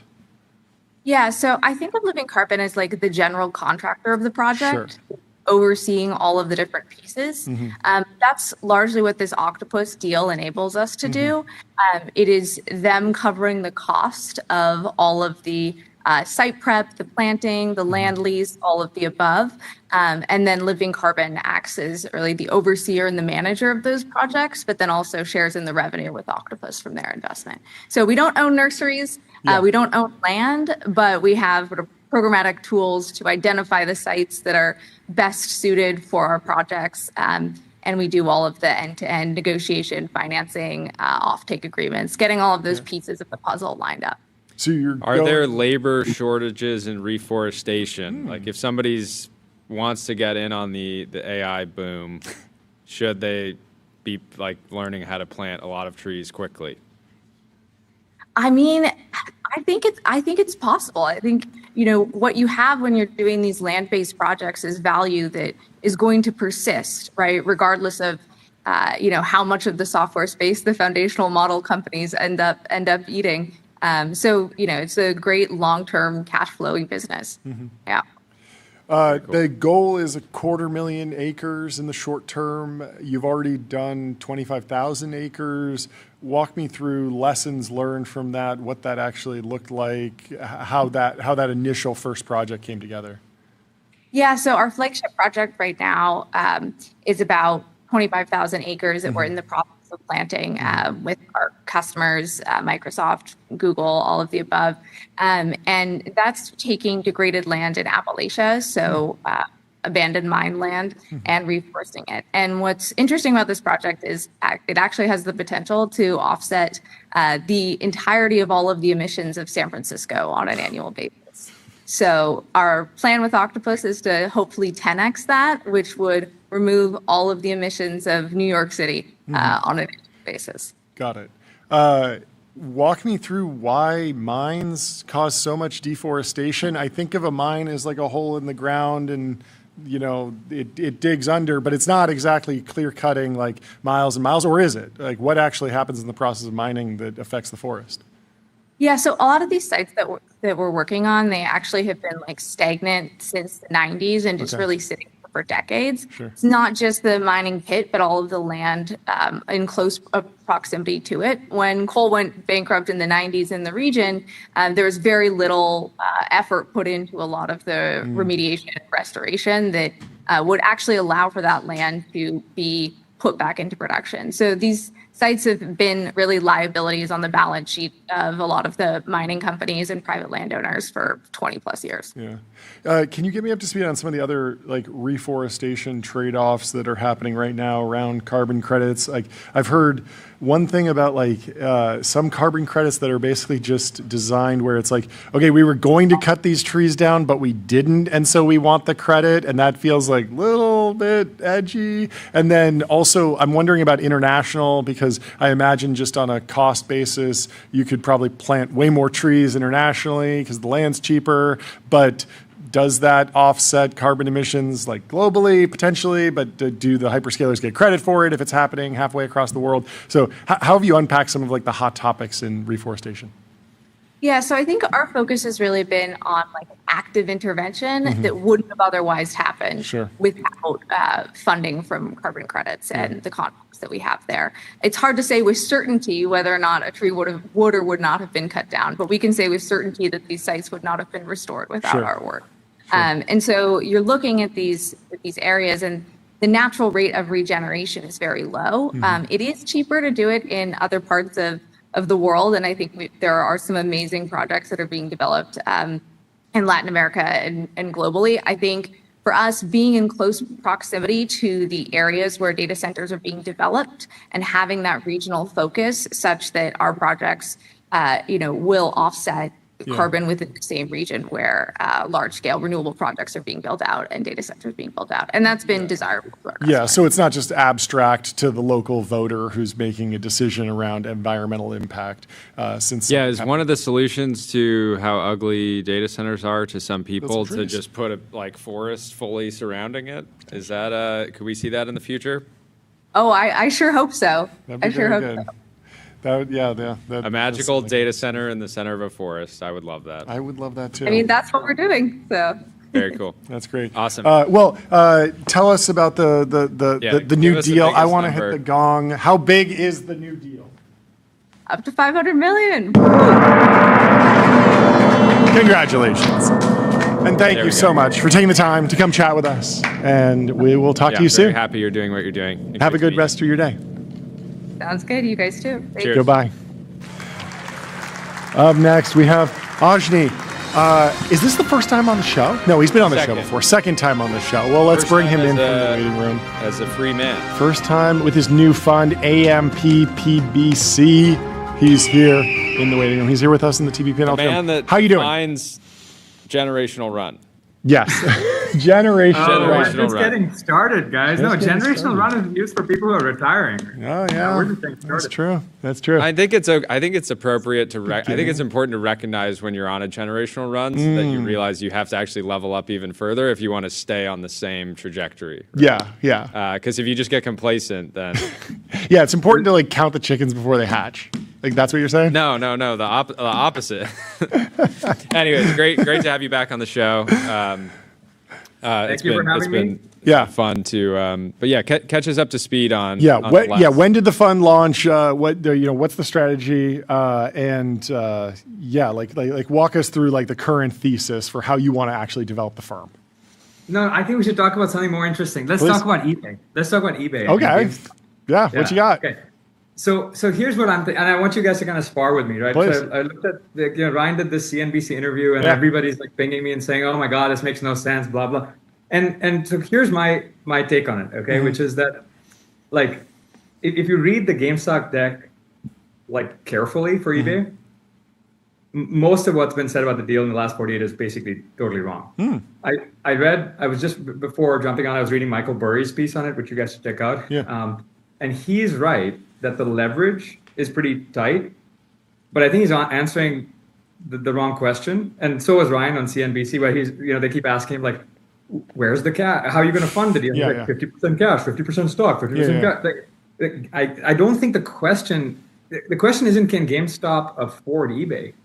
The question is whether the underlying business actually works. And I think it does, but not for the reason I was expecting Ryan to pitch. Okay. So if you pull up eBay's 10K from February, fiscal 25, and I did not understand this until I read it, eBay spent $2.4 billion on marketing. How many new users did they get for that? I mean, you guys are marketers, so you understand. 1 million. Whoa. That's crazy. The user base went from 134 million users to 135 million users after spending 2.4 billion on marketing. So, and that's basically, you would have to imagine they're just having to reacquire all their old users, people that have been on the platform before, or maybe even lost their account, and they're coming back. I don't know, but that's $2,400 of marketing per new user on a site that every American already knows exists. Sure. Yeah. So where's all that money going? Right. That's rough. So I don't think Cohen I don't think he's buying eBay. Like just watching Ryan, I don't think he's buying eBay because he thinks he's smarter than eBay's product team. I think he's buying eBay because he can see $2 billion of fat that Wall Street has been pricing as fixed cost. And so he goes, okay, let me cut that. And the interest on the debt just pays for itself. Interesting. Right. But he doesn't necessarily want to say that because he could kind of give that idea to the But he still has to put the money together, right? But is your thesis that like the deal is coming together, he has investors that he's talking to, but it's too early to say, oh yeah, I actually do have a fund that's going to give me another 5 over here, I got 7 over here, and it will math out, but just give me a week? Or is there something else going on? It depends on which investors he's talking to. But if he was pitching me, here's what I would underwrite, right? I'd say, okay, that's the floor. The floor is Ryan's going to cut $2 billion from this thing of fat, put that into treasuries, and we're going to make more money than it's currently yielding. Okay, so that's the floor. Now the ceiling, because I'm a technology investor, right? Yeah, the opportunity. The bull case. At the bull case. So Amazon's used and collectibles business has been flat for 6 years. They tried Renewed, they tried collectibles, they tried trade-in, none of it scaled. You cannot put a 1962 Mickey Mantle card through the same warehouse as a phone charger. That category, right, collectibles is structurally defensible against Amazon. Okay. Amazon is for phone chargers. Mickey Mantle for eBay, right? Yeah. eBay has the marketplace. GameStop has like 1,600 stores that could physically verify the goods. That's a real moat. And it's worth more in the AI era than the human era, right? Why? Because when AI agents, I love collect like rare pens. Okay, this is a Mont Blanc. As rare I get pen older, guy. I love it. I like that. I'm a pen guy, and I love old vintage glasses. I don't know if you can see my Jacques Marie Mage box in the back, but cool, nice. But when I'm out of time, what do? I have Claude go look for rare pens and glasses for me online.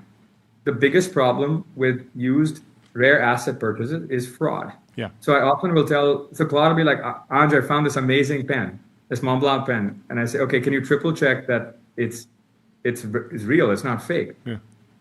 And that's where things go off rail because there's no way for him to verify that without messaging the agent and so on. Yeah. But if you have 1,600 stores where people who have Mont Blanc pens can go and physically verify those assets at GameStop. Now Claude just says, yeah, I checked. It has the physical verification stamp from somebody brought eBay. it in. Exactly. So you need physical verification built into the system for agentic commerce. And look, the reason I know this is real is because a few years ago, I think you guys, we talked about this last time, but I sold my last startup to a company called Discord in 2020, peak pandemic. So I come on as the head of platform. My job is supposed to be, Anj, go build SDKs, APIs, and so on for gaming. We helped this company called Midjourney get going, AI, generate.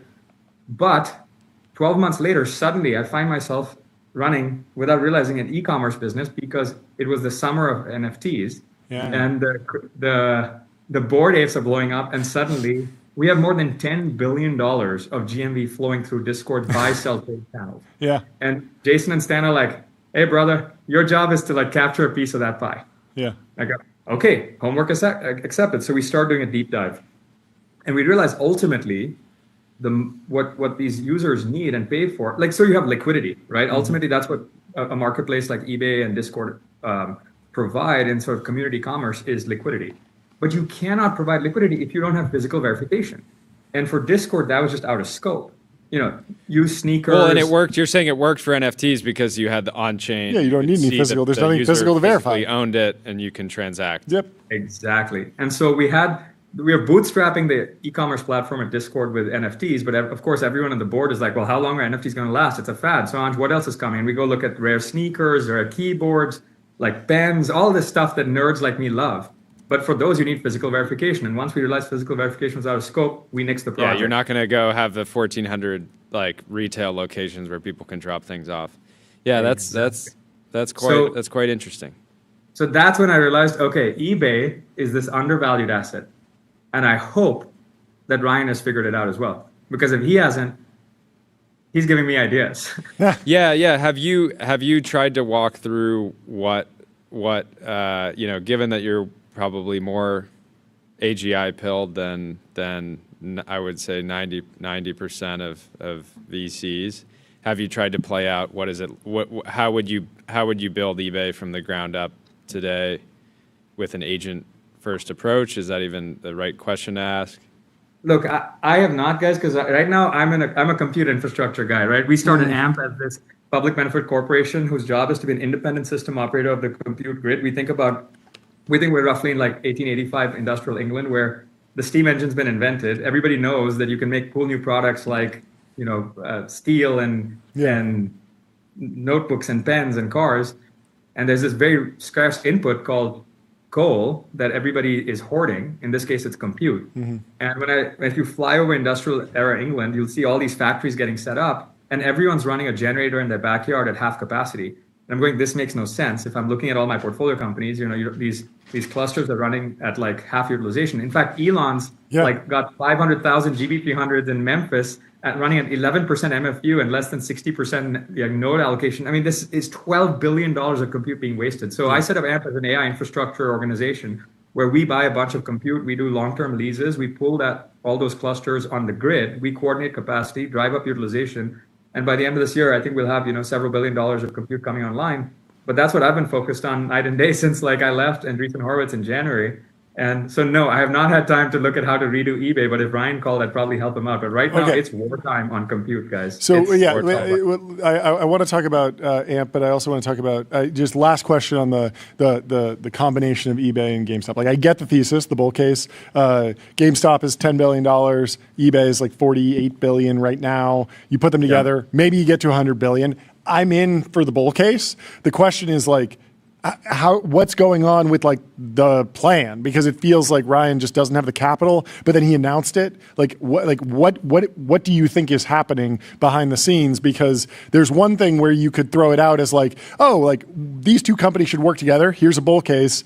Let me know if you want to be on the team that does this. And then there's the other one, which is make the offer before the capital's lined up. But I just haven't been through enough of these stories to actually understand why it's playing out this particular way. To be honest, I think he's sitting there with, he has $9 billion of cash. Yep. He's in a $10 billion company. Yep. I think when he announced this, I think he expected the stock to pop like crazy, and he'd be going on CNBC being like, this merger could make sense. Sure. And I think that we'll issue another $20 billion of equity, and then we'll merge or something. And I think if you looked at how kind of frothy some things in the market could be. You could have imagined that playing out. I mean, the Allbirds thing was, I'm sure you appreciated that from a meme standpoint. Direct competitor to you. Yeah, Good direct luck. competitor. You got to be careful. Amp versus Allbirds will be the new horse race. Oh, no.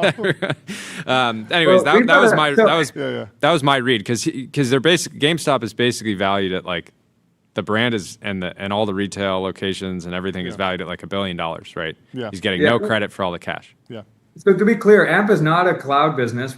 So I started AMP as a holdings business. Yeah. And I've got an infrastructure business and a capital business. And the infrastructure business secures compute and passes it on at cost to our portfolio companies. We have more than $1.3 billion in commits for our first fund. I've been at it 8 weeks. Interesting. And so we do venture capital investments. We put $300 million into Anthropic. Yeah. Oh, okay, cool. Yeah, but we need to raise another roughly $6.5 billion this year, and a lot and more is getting committed by the day. Yeah. But we give away the compute at cost to the independent ecosystem because my belief is that that the like sort of the optimal unit of research today is a focused talent and team outside of the hyperscalers. Anthropic and coding, which I was the first. I'm the first angel investor, if not the first. Investor in the round. They're saying you're the Jason Calacanis of Anthropic. Unfortunately, JCal, I could never top JCal, but if I was JCal's intern or something, fine, I'll take the win.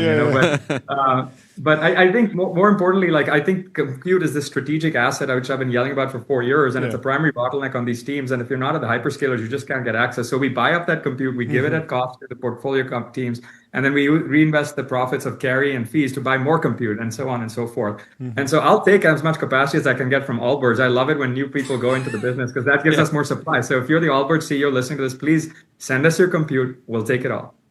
That makes a lot of sense. What are you excited to invest in? You're investing in teams that need a lot of compute. You're trying to find things that aren't going to get steamrolled by Anthropic, who's another big portfolio company. There's application layer stuff. There's Neo Labs. There's a lot everywhere, of other different things that need compute. But what do you think? Because I feel like a lot of VCs would never say this out loud, but a lot of I get the sense from a lot of VCs that they're kind of like paralyzed, where they're like they don't have a clear sort of understanding of where things will be in 5 years, and they feel like they need to be active. And so it's a mix of like doing doing some Neo labs, maybe doing some application layer stuff, and just kind of praying. But I would hope that you have given your background and how you're approaching this, you have like a stronger thesis on where the opportunities to invest at the early stages. Look, in some sense, it's back to the future. I started my career at Kleiner Perkins when I was 19. My first board seat was as an observer with John Doerr when I was 20. I wasn't old enough to drive. Drink. Sorry, I didn't have a driver's license. I wasn't old enough to drink. And I got the chance to apprentice with like the greats like Brooke Byers. And look, that's the vintage of venture capitalists I grew up admiring, like Arthur Rock.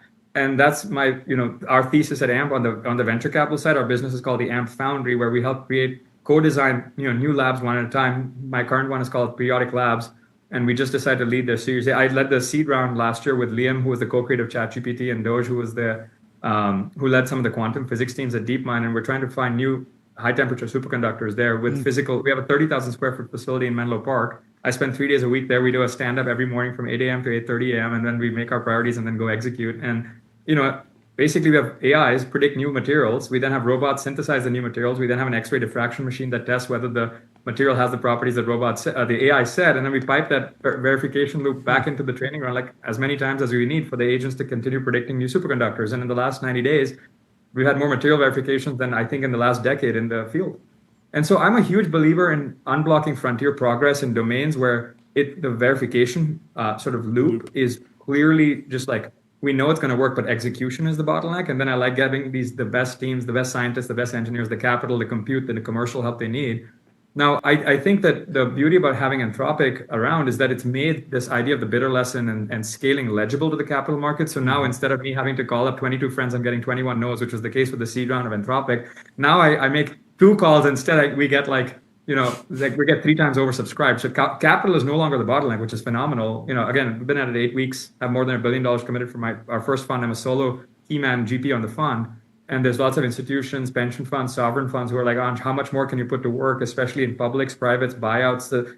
it's a bonanza for people who want to be true partners, who want to be the Arthur Rock of this era. I think if you believe in the bitter lesson, it's not new. It's been around for ages. You and I, the three of us talked about this like over a year ago at the last recent Horowitz AGM. Yeah. Same Still stuff. bitter. I'm more zen than I am bitter. How are you thinking about building out the team on both sides? Trust is the moat. So there's 5 of us on the team. My full-time engineering co-founder was Sebastian Lobo. We were roommates 14 years ago at Stanford, and then he went on to build a grid internally at Overnight Google. success. Here we go. What was that one? Overnight success. Overnight success. Thank you. 12-year overnight success in California. Exactly. So Seb and Mihai built the Borg XBorg GQM scheduler, which kept the Google internal capacity pool at more than 95% utilization. There, if it was at 94% utilization, that was considered a major outage globally. Wow. Andrew Erskine is my partner on the operations side. He was a partner at Oric, which was the outside counsel for Anthropic. Yeah. And he was my GC at Ubiquity 6, which was the company I sold to Discord. And then Rosie, who's my chief of staff, ran comms for me from Edelman when I was at Andreesen Horowitz, when I was a VP there. And So you got the band back together. It's the Anj reunion basically, and we called AMP not after my initials. Sometimes people think that it's not Anj Mehta Partners or anything like that. It's about energy. It's about amperes, the unit of energy, and we want to amp things up because we think we're entering like the great renaissance in technology. And if you can have a small team that trusts each other across context, compute, capital, sports teams, buyouts, leverage technology, all of this stuff these are all buckets and categories that we've all put, traditional capital allocators have put around these asset classes that shouldn't exist. And I think if you have the flexibility to go back to first principles with a small team that you trust, you can execute, with orders of magnitude less a size of a team as a firm in this new era with the right tools. I don't know if that makes sense. No, totally. You mentioned taking positions in public companies. The fund structure is a PBC. Are you also an RIA? Like, how are you thinking about navigating both of those asset classes? Since that's a little. We are in process. Okay. Yes, we are in process of becoming an RIA because we founded the firm barely 90 days ago. But I'm used to that cadence because Andreesen Horowitz was a RIA. I was a general partner in the AI infrastructure fund for several years, as you guys know, and we were an RIA. I'm used to the compliance, the regulatory sort of guardrails we got to follow, and I think LPs trust us to have that cadence from day one. And so we're going to make sure that we, Zuck, if you remember this 12 years ago, Zuck went on TV to say, move fast and break things. And then you have to update the thing to be like, move fast with stable infrastructure. And I think we move fast with stable infrastructure from day one, essentially, because we are an AI infrastructure team. Yeah. Talk about the PBC. Like, if I'm playing back, like, well, what year were you referencing? 1850 or something like that? 1885. 1885. So if I go back to 1885 and I think about the financiers that, created the industrial build out, they were not public benefit corporations. They were personal benefit corporations. And I mean, there was a lot of good that was created. We got railroads and trains and, machinery and cars and all sorts of things out of the Industrial Revolution. There were also things that were rough, and there was unionization and battles and back and forth. Like, what is the PBC in service of solving? Why PBC? Yeah, great question. So there's I'll tell you the substantive answer and then the vibes answer, right? Sure. So from a substantive perspective, we do two things, right? We have a venture capital business and we have an infrastructure business. Both things have this very unique property called positive externalities. When implemented correctly, venture capital can unlock massive positive externalities for the ecosystem and for the world because you end up funding innovation when done correctly. And then infrastructure is the same, right? When you have compute that's used by small, focused, down-dense teams like Anthropic that's able to produce 10 times more SOTA capabilities than like DeepMind, which is 60,000 or 160,000 people, then you're generating positive externalities for the world by being much more efficient per unit of input with the output they create. And so I was like, well, what happens when, as an economist, you look at positive externalities? Usually you have market failure. You have underconsumption of that good. Well, how do you correct the market failure? Usually you get the government to intervene, but if you don't have the government intervening in time, what do? You become a private sector participant. And then if you look at the arc of 1885, private sector businesses that ended up correcting market failure by producing public benefits, they ended up getting regulated as utilities. That's what AMP is. AMP is a self-regulated utility that provides venture capital and infrastructure to the world's leading scientific teams. The next Dario, the next Guillaume at Mistral, who created Llama, the next Robin, who created Stable Diffusion. These are my generation's smartest minds. I'm not smart enough to be, them, but I can be their intern. And instead of waiting for the rest of the space to come up with standards and institutions to enforce this, we're like, dude, let's just do it ourselves and show the world you can have fun while doing it with a small team. You don't need to be, something called a with like these words like RIA, multi-stage asset class firm, doesn't matter. Just let's skip ahead to the good part, and use all the proceeds that we get from management fees and carry to keep the space like innovating at the pace that we were promised 12, 13 years ago, and instead we got tweets and not flying cars. When I was at Stanford, I got the chance as an undergrad, I had the chance to take Peter Thiel's class, the 0 to 1. And he was, his whole moniker was, we wanted flying cars and we got, 140 characters. Well, 240 characters. Thank you. And now I'm back at Stanford teaching CS 153, which is the largest class on campus. It's called AI Coachella. We've got thousands of people following along. Coachella is a good one. And it's got frontier systems because it's all possible now. We're literally, in our lifetime, we're going to have flying cars. We're going to have room temperature superconductors. We are going to solve cancer. We just want to do it in a way that's stable, predictable. We want to skip all the boom and bust cycles. And the way to do that is to lead by example and say, hey, guys, the public benefit, is to provide goods and services that are utilities and make sure that we don't, let's be the adults in the room and not do the stuff where we try to be robber barons and monopolists and got greedy along the way. And so that's the substantive answer. The vibes answer is, look, I don't want to get sued by shareholders for whom it's not legible why I'm giving away billions of dollars of compute at cost to portfolio companies, right? Because that's what we're doing. And you could argue that shareholder value that we're destroying, but I would argue in the long term, we're actually creating orders of magnitude more value.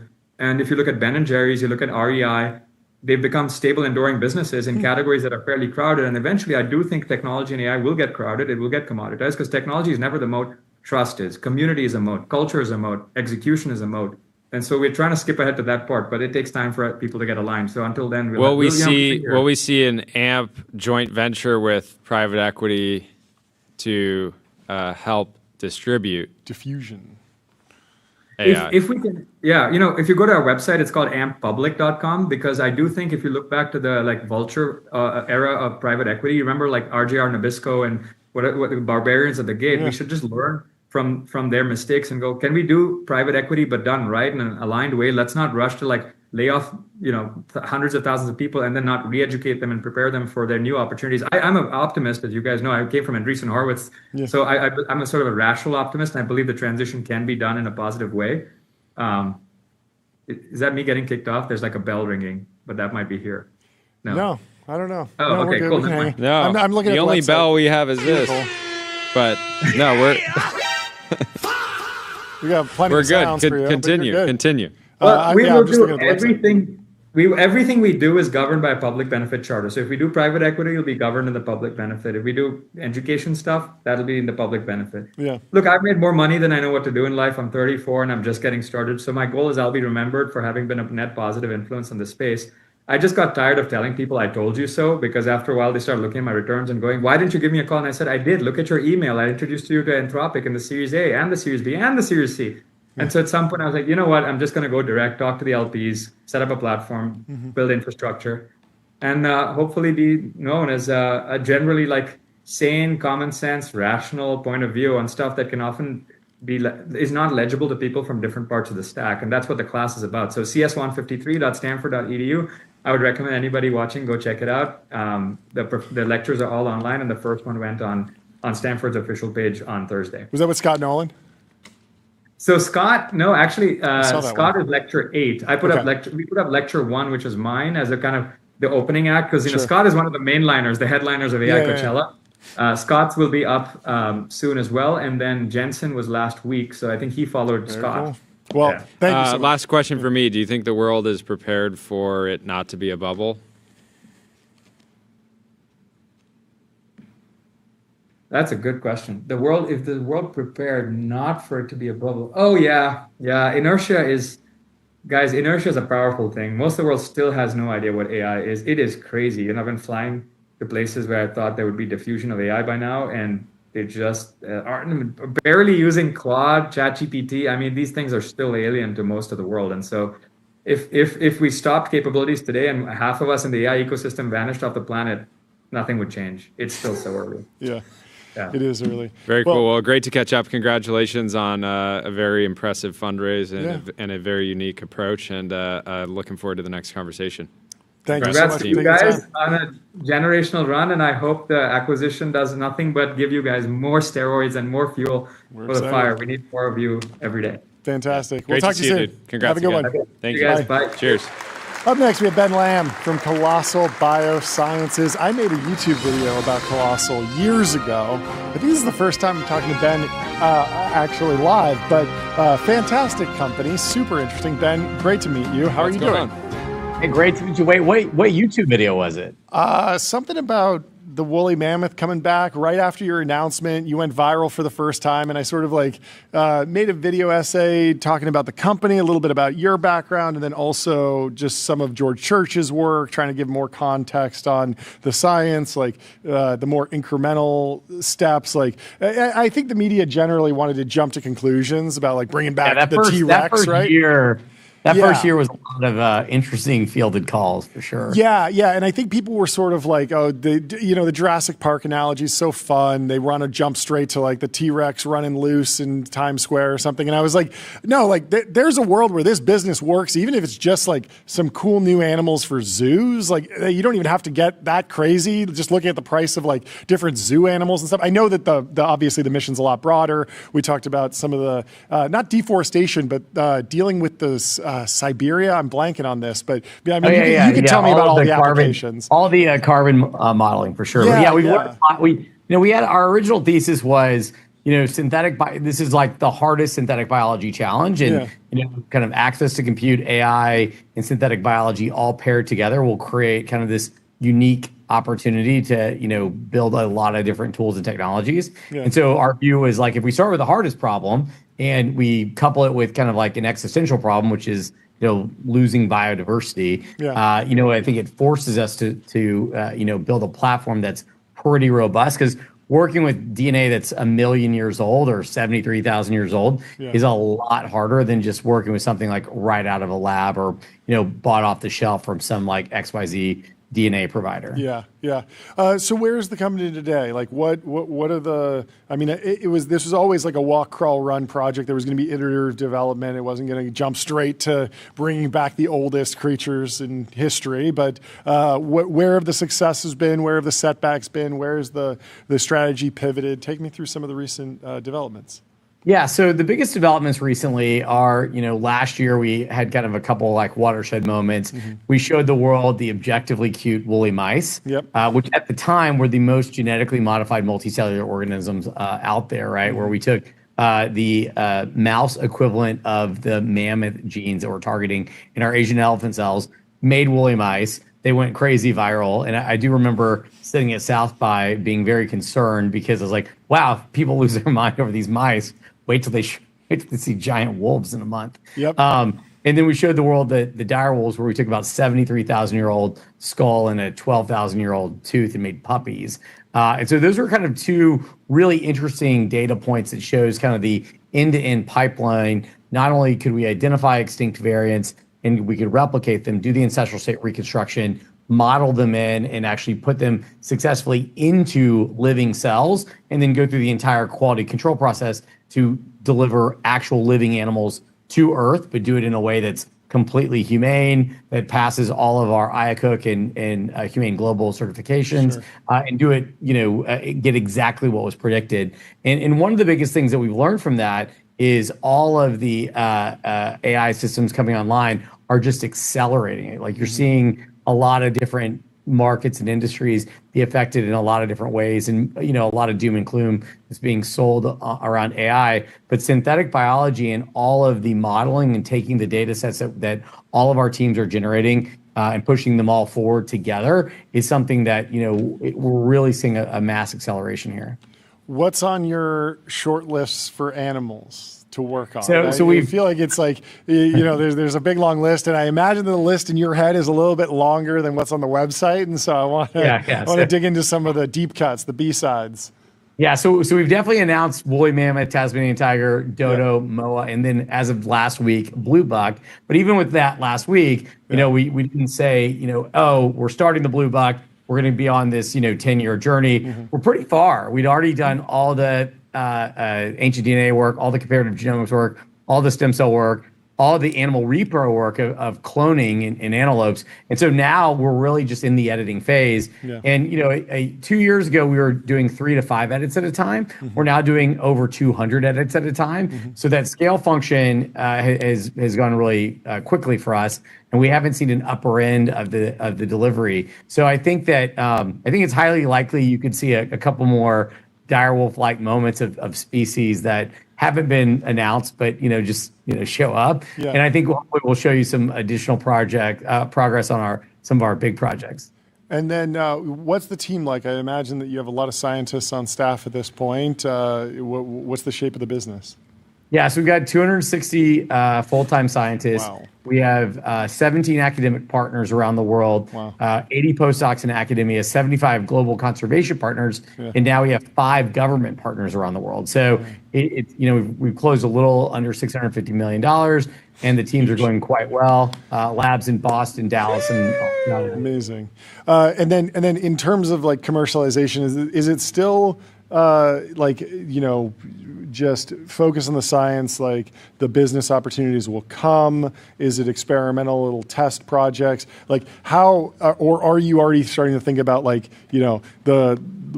SpaceX Starlink, like there is a real commercial enterprise that will be self-perpetuating, not science funding? I'm sure you're bringing in revenue from a bunch of different sources, but have you started thinking my about head goes long-term? to like zoos and effectively living museums where I think about all the things that you listed off. I read about with my 4-year-old all the time because these children's books are not like they don't discriminate between living or dead species, right? Yeah. I've read, I know too many dinosaurs at this point. But if you were telling me like, okay, we have a zoo and you can go see all these animals throughout history, that would be pretty compelling, and you would have effectively a monopoly over said animals.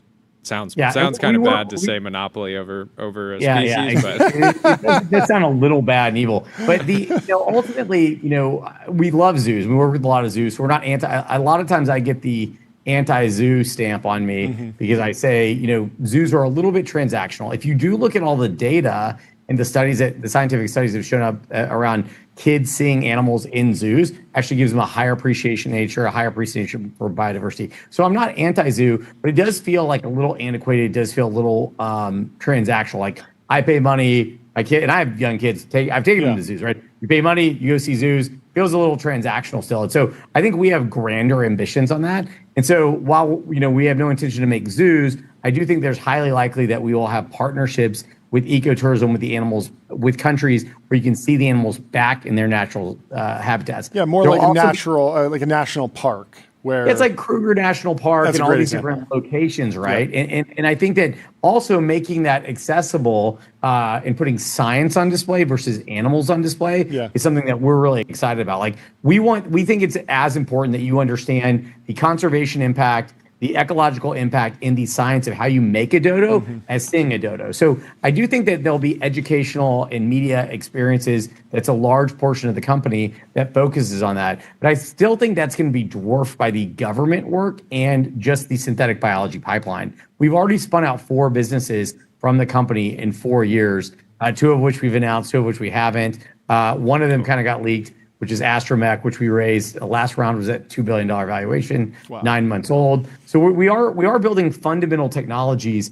that I think have broad applications to government, conservation, as well as that of human healthcare and disease modeling. So synthetic biology is kind of this end-to-end pipeline. I think it's pretty interesting. But then separately, governments are now coming to us, and we're helping them understand the assets in their biodiversity, how they can actually data mine that and protect their species, and kind of help them think about biodiversity in a different way. So not as far as the long-term applications to nature credits and biodiversity credits, but how can we help governments underwrite the protection of their biodiversity, of looking at, massive non-model species wins like the Gila monster, and how the venom from that actually led to a $1 trillion GLP-1 market, right? And so helping them understand these assets that they have should be protected, right? If we can't get them to protect it because they should protect animals and they should protect their environment. It's like, okay, if you can't love the animals, can you love the environment? Figure out how to make money. Yeah, no, it's a good. Yeah, so you gotta align all these things. It's a pragmatic look at conservation, right? Yeah. It's like hopefully we can get them to care about the animals, if not the ecosystem, and if not just themselves, and if not the economics from treating human disease. So it is working, and we now have 5 government partners online and giving them the tools to really understand what they have and why they need to protect it. So I do think that we can really have this next gen conservation narrative while also helping countries monetize it in a way that's good for them and their people.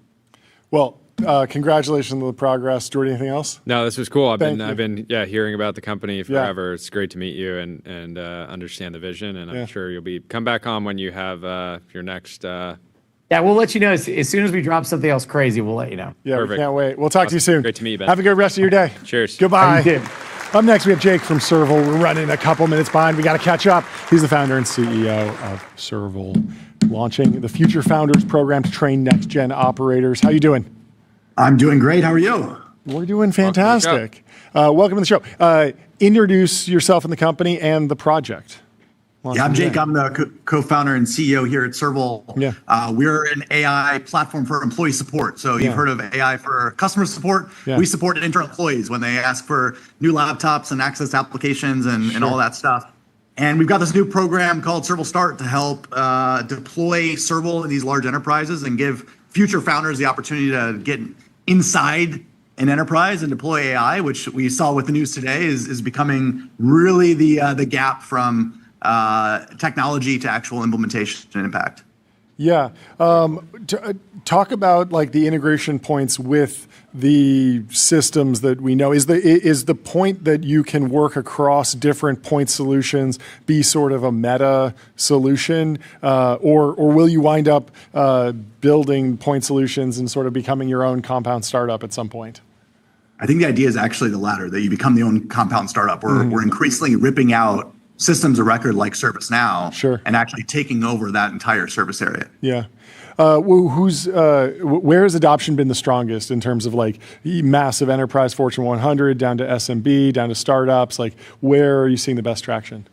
Yeah, we started like a lot of companies in that kind of tech startup world with great companies like Notion and Perplexity as early adopters. But we've worked with some of the largest companies in the world, Fortune 20 companies, Fox Corporation, and increasingly, I would say, more excitement and more interest from the largest companies in the world, because that's where they have the most pain. They've got thousands and thousands of employees asking for password resets, asking for access to applications, all these things that can be automated. Yeah. Talk about the Future Founders program specifically and like how that's structured, why this particular model, how everything plugs together. You know, what we noticed was that the biggest pain point is increasingly not the strength of the models. It was actually the implementation in a large enterprise, understanding the change management and the stakeholders and approvals and all the things that need to happen. And you actually need really talented people to go in and run that process that have to be able to, one, build relationships, sell the product, but also build product, because you're going to find out all these feature gaps. And when you think about who is really good at understanding customers and selling and also building product, it's all people that are either former founders or future founders. And we started hiring that profile for this role and realized, hey, this is also a great training ground for them, because you get to go into these massive enterprises and really go through the motions of being a founder, the same things that me and my co-founder did when we started the company. And so why not really formalize this and focus on hiring the next generation of founders to give them a training opportunity? So we bring them in, we give them opportunity to build enterprise automations, deploy AI in large companies. We accelerate their vesting, so they vest after 6 months. And we have the expectation that, like, do this for a little while and then go start your company. And we'll connect you to our investors like Sequoia and First Round and Redpoint and General Catalyst. And we'll set you on your way and give a great reference and give you a great experience. Yeah, that makes sense. Cool. How big do you want the program to be? We're going to start with a class of about 12. I think we'll expand that over time. We'll do probably 2 classes this year, and then we'll see where it goes. We might make it bigger or smaller over time. I think there's a big question across the board on how big a lot of teams get. But we feel like, given our growth, we need as many people as possible in the short term. Yeah, sorry, Jerry. No, it's cool. It's cool. I mean, there's a lot of people out there that want to be founders, but haven't necessarily been inside an organization to discover the right opportunity to go and build. And so I can see this being a win-win-win. Yeah. What's the the winning background for someone in this program? Like, in order to, I imagine that working at a big company can accelerate you becoming a forward deployed engineer at a different company because you can immediately plug back into your former organization as long as you left on good terms. Is that the correct model, or is it more like, oh, come out of college and jump into FDE work? Yeah, I think it's actually close to the latter. I think you could be a new grad. You could also be someone with a couple of years of experience. I think general intelligence ends up being the biggest predictor and a technical background. So someone who's CS degree or has worked as a software engineer, because you're going to be asked to write code, and it's going to be production code. It's not going to be just some bespoke automation. It's actually going to be impacting our product. And then you've also got to be somebody who can sell a large enterprise. So we are hiring ranges of experience. So some are new grads and some are 20 years of experience and have more experience in the large enterprise. We think that there's a fit for everybody. But I think it's going to be folks that are incredibly technical and that could be starting a company instead. That would be their alternative path. Yeah, makes a lot of sense. Well, thank you so much for coming on the show and breaking it down for us. Yeah, I can have a great rest of your day. Crush this. So we'll talk to you soon. Let them know. Thank Goodbye. you. Appreciate it. Cheers. Up next, we have Garth coming back on the show from Panthalassa, one of the coolest companies. Big update. Farming energy from the ocean with mega machines, mega projects. We got to pull up some video of Panthalassa and what Garth has built over there because it is a magnificent structure when you see it. We will figure out the waiting room in just a minute. We can go back to the are showing DeepSeek progress versus China's falling leading behind, labs. actually. China's actually falling even more behind. Noah Smith is saying export controls work, export controls work, export controls work. So the map, the chart is that if you look across GPT-4o, OpenAI 01, 03 Mini, 03, then Opus 4, then GPT-5, 5.2, Opus 4.6, to 5.4, and then OpenAI's GPT 5.5. America and the United States AI labs seem to be on a steeper curve compared to DeepSeek, Alibaba, Qwen, DeepSeek R1, V3, Kimi, K2, K2.5, and then DeepSeek V4 Pro. Big jump. Yeah, I mean, if you rebuild this line just between Kimi K2.5 and DeepSeek V4 Pro, it is looking steeper. Maybe they'll figure it out, but at least for the current moment, the AI gap is bigger than you think, and potentially export controls work. We'll see where they go, whether they stick around. But we have our next guest in the waiting room, Garth from Panthalassa. He's been on the show last year, but welcome back. How are you doing? Hey guys, how you doing? Long time. Too long, but you've made massive progress in the interim. You brought us back a big number. Yeah, you brought us back a big number. How much did you raise? Tell us what you raised. We did what we could. We did what we could. Are we going to do a gong? Let's do it right away. It was 140. Let's do it. Fantastic. Amazing. Okay, talk about the progress. What specifically unlocked such a huge fundraise? Break it down. I mean, let me tell you, congratulations to you guys too. Thank you. Very been a good happy run. for you. Yeah, and thank you for jumping on the show so early when we were a tiny show with just making phone calls to random founders. No, that was awesome. Hop on. It was a lot of fun having you on. Yeah. So sorry.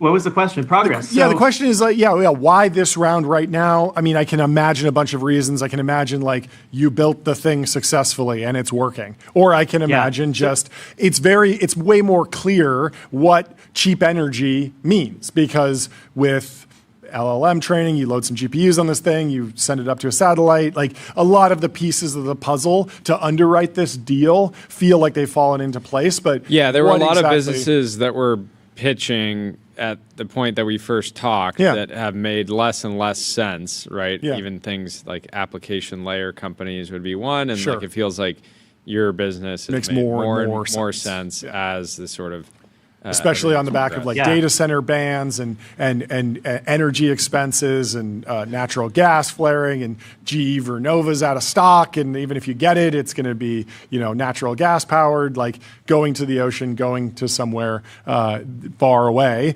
seems to make a lot of sense. Yeah, well, I think there's two things happening at the same time. Like number one is this is a deep tech play. that we started working on a long time ago, and we had to develop the whole new technology to do it. Yeah. No one has built an autonomous system to go to the middle of the ocean, capture energy, turn it into anything. Yeah. Computing fuels is one of the things we're going to be doing too. So, that took time, and now we're at the point where we can actually start scaling these systems. So that's a big unlock. That means that we can start building our manufacturing plants. It means we can start getting all the bugs out of that, getting the bugs out of the first fleet that we're putting out starting later this year. So that's the sort of inflection point on the company. But then you've also got, I think, everyone figuring out that there aren't that many ways to get energy on the planet. And it's the really hard thing. It's like there's gas, which you can scale. There's solar, but it takes a lot of people and a lot of land. And so what are your options? People are saying, well, you guys were onto something when you said middle of the ocean is a pretty good play. So it's been a lot of fun to gather that coalition of investors who are like, wow, this is a totally orthogonal play, and it makes a lot of sense. We can go and do this. How much energy does one, what are we calling it, device? Ship? Node. We call them a node. Okay. N-O-D-E, yeah. How much energy? Because we talk about an average meta campus might be half a gigawatt or something. And, we're moving towards a gigawatt a month. And there's different clusters and different sizes of campuses. And I imagine you can create a fabric of these nodes that work together. But a single node, how much energy are we generating? How can we think about it when we compare it to just the broader data center campus world? Yeah.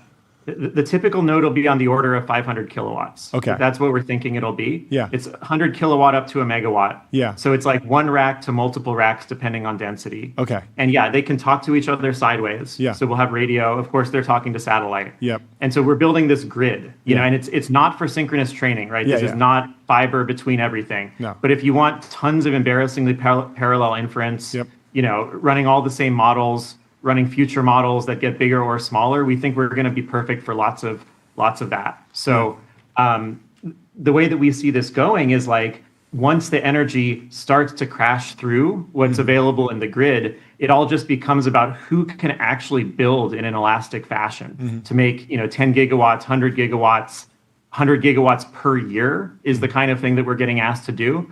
So that's the kind of framework that we want to build up, just pure manufacturing to get energy capacity out there. Yeah.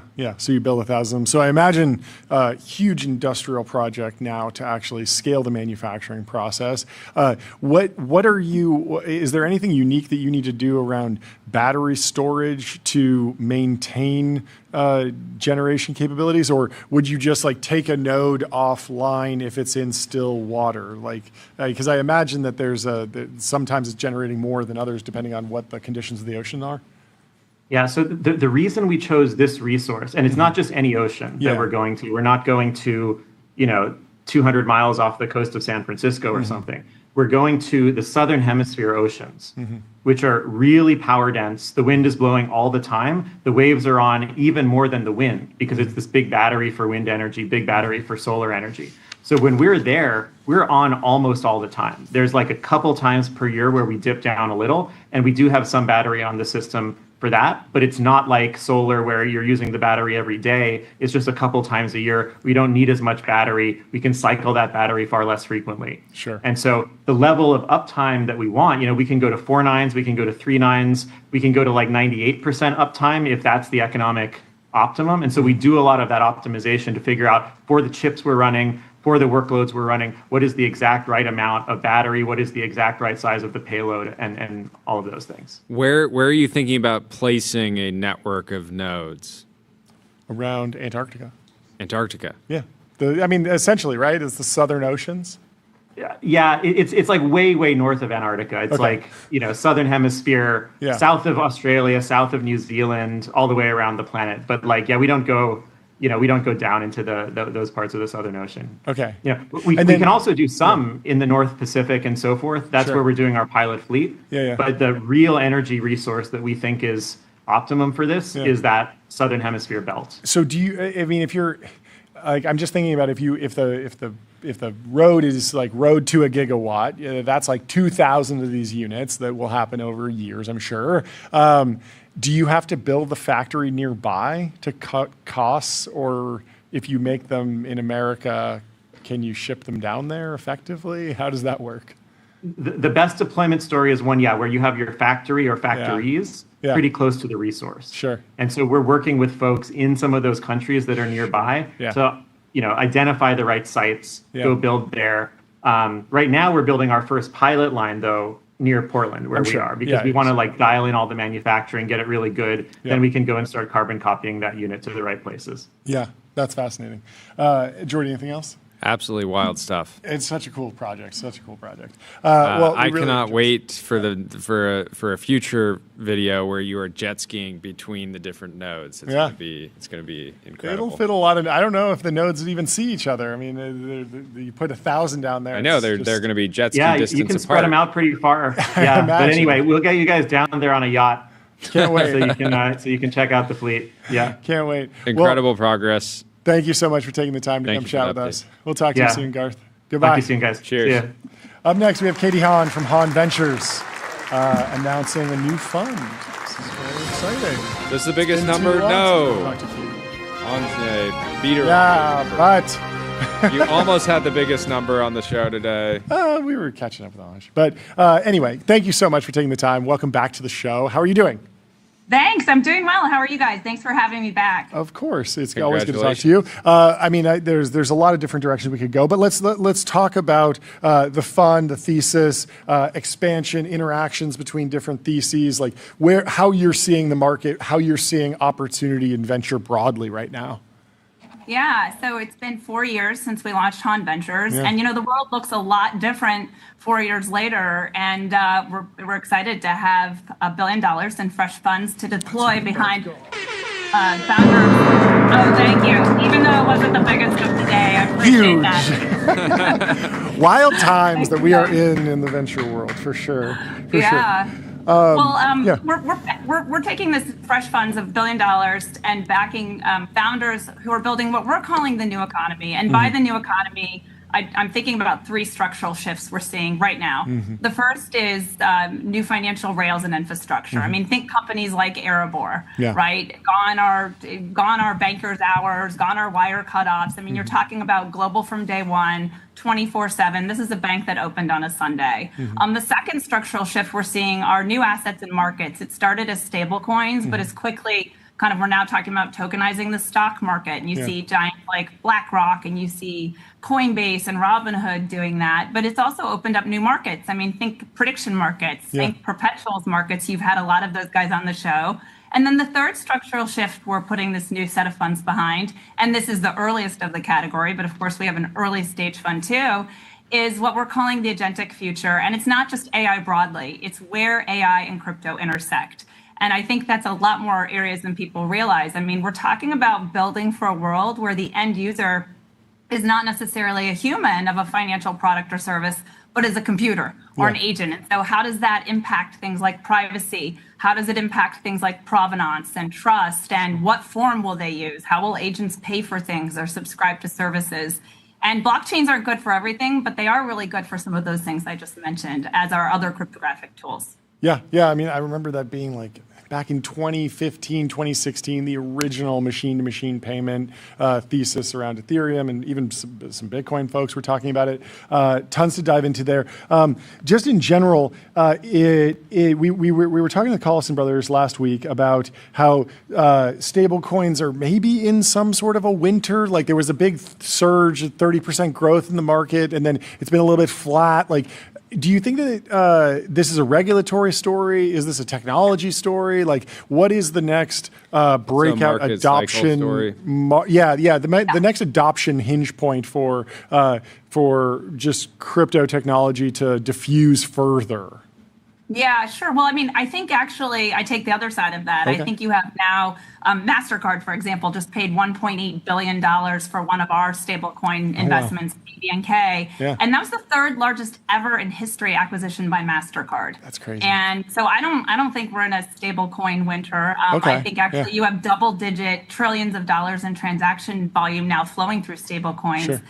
And this is a technology that didn't even exist, guys, 10 years ago. Yeah. And now it's about to surpass the combined transaction volume of Visa and MasterCard. And we think that'll continue, but the story doesn't stop at tokenizing dollars because now, of course, a lot of economies want stable coins for their currency. Yep. So I think that's a tipping point. Another one is tokenizing other financial products and services, like the stocks I'm talking about. Right? Yeah. Is that a disruptive innovation or sustaining innovation? Because I can imagine that the BlackRocks, the Coinbases, like the Robin Hoods of the world, like do very well in that world. They're already set up for them. They have the audiences and the customers, and they expand into that category. At the same time, you could imagine we've seen upstarts like Polymarket, Kalshi, like slightly new twist on an old idea, and it's just a huge new unicorn or decacorn emerges, and sometimes multiple in a single category. How are you viewing the idea of like on-chain equities as a venture opportunity?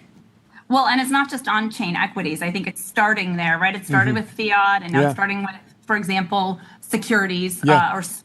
But I think it won't end there. I mean, I think it will be all kinds of financial products and services. And I'm not one of these people who is going to tell you all assets will be on chain. Every single physical asset will be on chain. Maybe eventually that's an end state, but I don't think it's an end state necessarily in our lifetimes. But I do believe that financial services and products will end up on chain. Sure. And we're just starting to see that. You mentioned prediction markets. It's a great example. Again, and by the way, you talk about the original prediction market was Augur, right? And that was just ahead of its time years and years ago. I mean, when was that? 2016? But that was before you had stable coins. And it turns out you need some of the infrastructure to really have prediction markets find true product market fit at scale. And that's what they're undergoing right now. And I think we're still early in prediction markets. Of course, it's like sports and politics. Yeah, last time you were on, I think you made the call, if I remember correctly, that it was still early in stablecoins, and sorry, not stables, but prediction markets, you were correct. There was a boom. There was a bunch of new kind of like vertical approaches. How are you processing it? Do you expect to make like a net new prediction markets bet out of this fund, or have you made your bets at this point and you're just going to watch it evolve? Well, in Fund 1, we made a bet, and Coinbase bought that bet, and that was the clearing company. So I certainly hope, my prediction is that we have a prediction market bet in Fund 2. We don't have one now. It is an area where, the prediction markets that we invest in might not look like what they look like today. Remember, we're a venture fund, we're not a hedge fund, so we're looking at over the next 10 years. And I think an area I'm particularly interested in, and we as a fund are interested in for prediction markets, is some enterprise use cases. Think about insurance, think about litigation predictions, think about drug trials, think about risk hedging, and all kinds of other business uses, aside from the fun of sports betting, aside from the fun, if you can call it fun, of betting on politics outcomes. There are a lot of business use cases and institutional use cases, and that's why you see folks like the New York Stock Exchange and ICE getting involved. But I think we're really early scratching the surface. So the question is value going to accrue there to one of the established entrants already, or will some new upstarts come about? And so we're keeping an eye on both. And as I said, there's huge opportunity, but with huge opportunity is going to come a lot of legislation, we think, and regulation. How do you think the whole insider, given that you don't have an active bet, it sounds like, how do you think the whole insider trading debacle confirming we do not have an active bet. That's what I'm saying.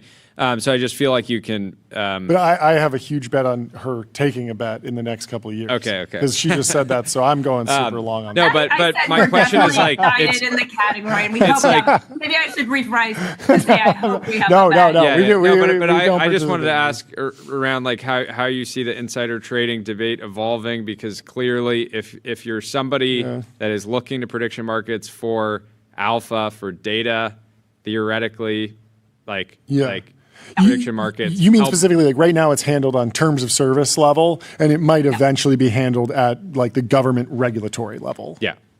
Right. I think now you have a little bit of what we'll call self-policing and industry best practices, but the industry is still early, and what are best practices today might not be. And I think a lot of these a lot of responsibility is going to fall to these platforms. This is a novel issue with any nascent technology. You're going to have novel issues of first impression from a statutory point of view, from a constitutional point of view. You're talking about insider trading. That's a criminal point of view. And as you guys know, I spent over a decade as a federal prosecutor at the Justice Department, and I've seen a lot of a lot of situations emerge that frankly companies weren't really contemplating and that just come about. And I've seen a lot of that in my career as a prosecutor. And I think that these platforms are really going to have to be thinking very deeply about these issues. And I think they know that. I mean, but they're only going to be heightened because of the opportunity. And I think that's really exciting, but it's the flip side of the coin, right? And it's not just insider trading. Right now, these platforms are asking for federal preemption, which I think is really interesting because you might want federal preemption today, where you have a CFTC chair who is not hostile to prediction markets. But don't forget that Gary Gensler himself was once the CFTC chair. Yeah. And so I think it's a really interesting question of, do you go state by state? Do you ask for federal preemption? And so there are a lot of questions beyond just insider trading. So unpacking that risk, there's a world where you get federal preemption, but then as different rules and laws are written, if there's a different, less friendly CFTC chair, the downstream, like the implementation of that oversight could be disadvantageous to the industry. Is that basically the risk? You're exactly right. Okay. You could win the battle but lose the war. Yeah, so to that's speak. interesting. And, yeah, but that's I do see why a lot of those platforms are looking for federal preemption right now. But again, you've got to look at this as a multi-trillion-dollar asset class, and you've got to look at it over the next decades. Yeah. And I think social media was a huge category, a huge market opportunity for investors, and yet also these platforms had to get really sophisticated over the last decade with how they police content, for example, and how they work with regulators. And it's not just in the U.S. As I said, this structural shift of new assets and new markets means it's global from day one. So you're not just thinking of the U.S. You have to think about globally. What do regulators across the world think about this? And they don't always just follow what the U.S. and the CFTC think.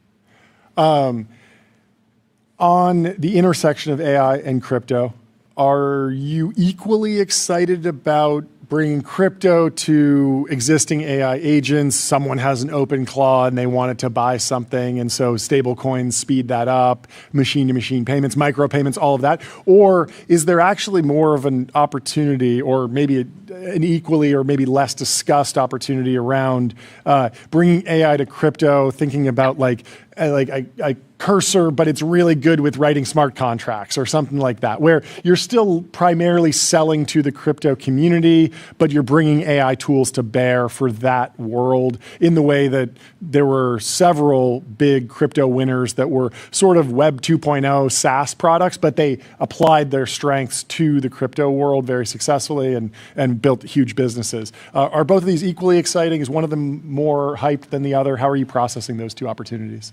I think they're both really early, and I think they will naturally, we're interested in both. Yeah. I think there's a case to be made for both, and we can talk a little bit about that. But I do think that it's more of an opportunity for our early stage fund right now, because we are very early at this. I think to the first point of, you mentioned micropayments. This is something that those of us in the crypto community over 10 years ago were talking about with companies like ChangeTip and other things. Yeah. And it turns out that fast forward, now there is a use case. And I think we've heard John Collison talk about how he's tickled about this. And I think that's the word he used, tickled about the case for micropayments. Yeah. And, we don't think agents who work 24/7 around the globe, again, they don't work banker's hours. We don't think they'll necessarily just be using credit cards for payments. I mean, think about the need for instant settlement. And if you think about the need for finality and these transactions that are, again, around the globe, but also micropayments. And we think crypto rails are actually perfectly suited for that. So that's the first thing. But in terms of bringing blockchain-based solutions or cryptographic tools, we also think there's a lot of exciting areas there where there's an intersection. And again, it's very early, but you can imagine provenance. The blockchain-based systems are really great at proving provenance. Yeah. And I think in a world of AI where you're wondering the provenance, you're going to be wondering ever more about the provenance of things. We've already been wondering about the provenance of things where most things were created by humans. Yeah. And now that's starting to shift, and more is being created by computers. And we think more and more will be created by agents. And so what does that really mean for provenance? What does it mean for privacy, by the way, when all of a sudden all of your data, we have things, GDPR and the California equivalents that are out there.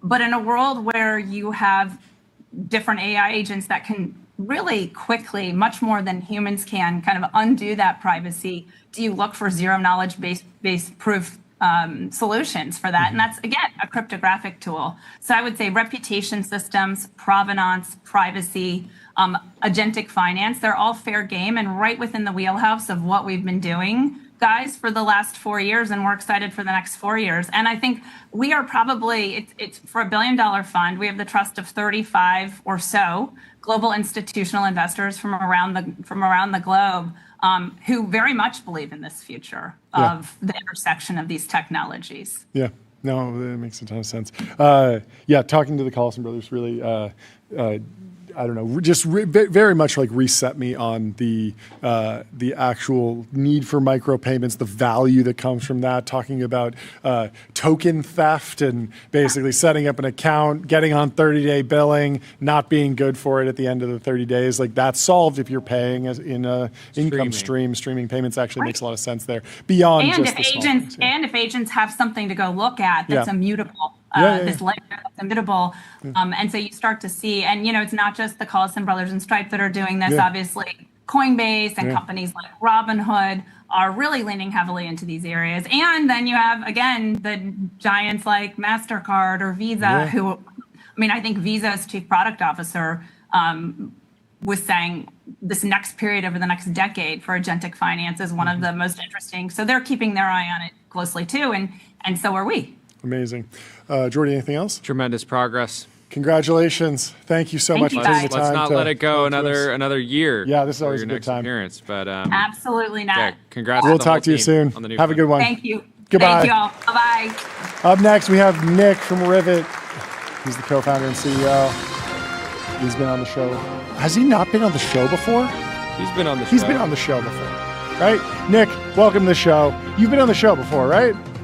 Yes, quickly for a seed round. It was a great time. Welcome back to the show.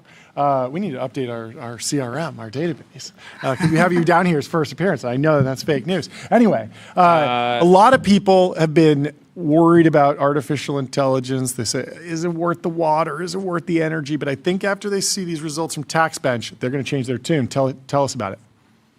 Yeah, so Rivet is introduce the company first. Rivet is an AI-enabled accounting firm. We do tax returns and tax advisory work for thousands of companies.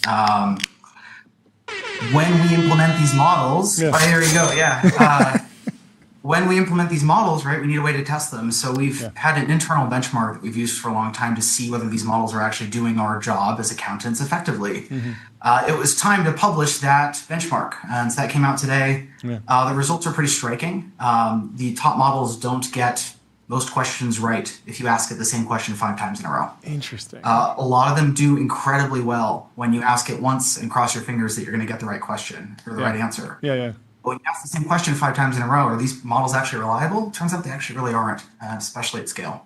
Interesting. And why are they not like doing enough RL? Like you would think that these Carpathia has this verifiable. There's verifiable kind of like results, right? Like this should be something that the models could do. We need lean well, for taxes. But maybe it hasn't been prioritized enough.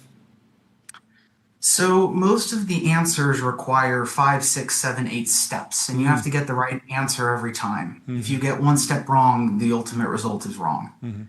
And what we've found when you ask it these types of questions is that it'll get a lot of it right. But that single big skip, hey, my client lives in New York City. They're about to sell their company. Does their stock qualify for QSBS? It'll check if they held the stock for 5 years. It'll check if they were under the gross asset limit when they acquired the stock. But then it'll pull a brand new article saying, hey, New York's considering getting rid of QSBS. Oops, it must not recognize QSBS. No, they don't qualify. And ultimately the client is left out, in the dust.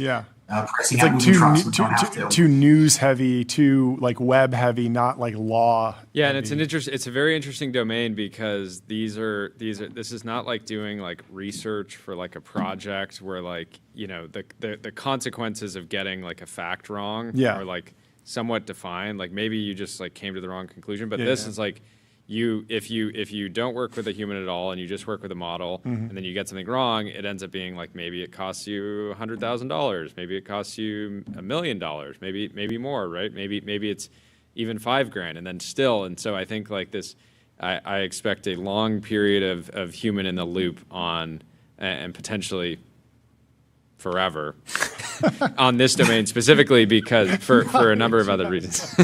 Anyways, full employment for Nick. The final boss.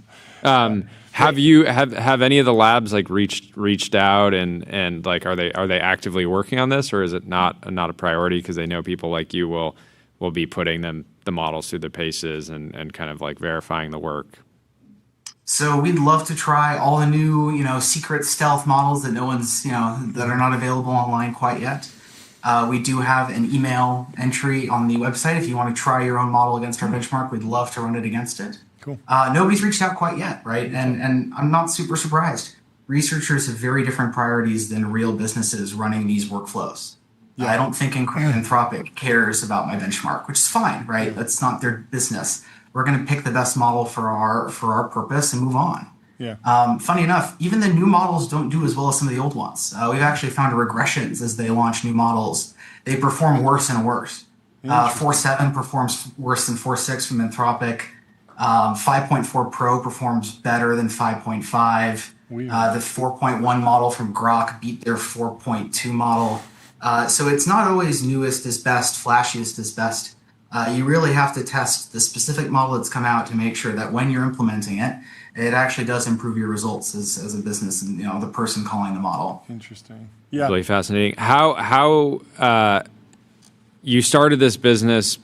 Not my understanding is you didn't start this business because you saw like models getting much better, but really that you just thought you could build a better service around tax for startups, and you now, I guess, get the benefit of the intelligence explosion.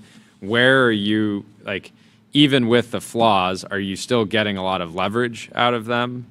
Or is it not really because of the lack of reliability? Is it not giving you the quite the leverage that you'd like yet? No, it's a totally fair question. We get a ton of leverage as long as they are paired with a human who really knows what they're doing. You talked about the stakes for some of these questions. If you're just playing with Claude to write a poem or make a website, you as the end user know what you like and don't like, and you can steer it towards what you want to see and don't want to see. Mm-hmm. If you aren't an accountant, you have no idea what to steer it towards. You have no idea to prompt it. Hey, please double check that New York recognizes QSBS. Hey, please double check that you pulled the new tax rules under OBBB. Mm-hmm. You need to have somebody skilled who knows how to talk to it and engage with it and structure the prompt correctly. And make sure that when it tells you something, it actually smells and sounds right. So we do get a ton of leverage out of them. We have quite a few workflows that are powered by them internally, but it requires a ton of work on top of that call to make sure that the answer that's ultimately shown to the client is correct, and not just hallucinated figures or hallucinated rules that'll ultimately nobody's going to jail, but they're going to get a lot of letters in the mail and owe quite a bit of money. That's not good. Yeah, Andre Karpathy was talking about how there was a huge jump in chess capability between GPT 3.5 and GPT 4.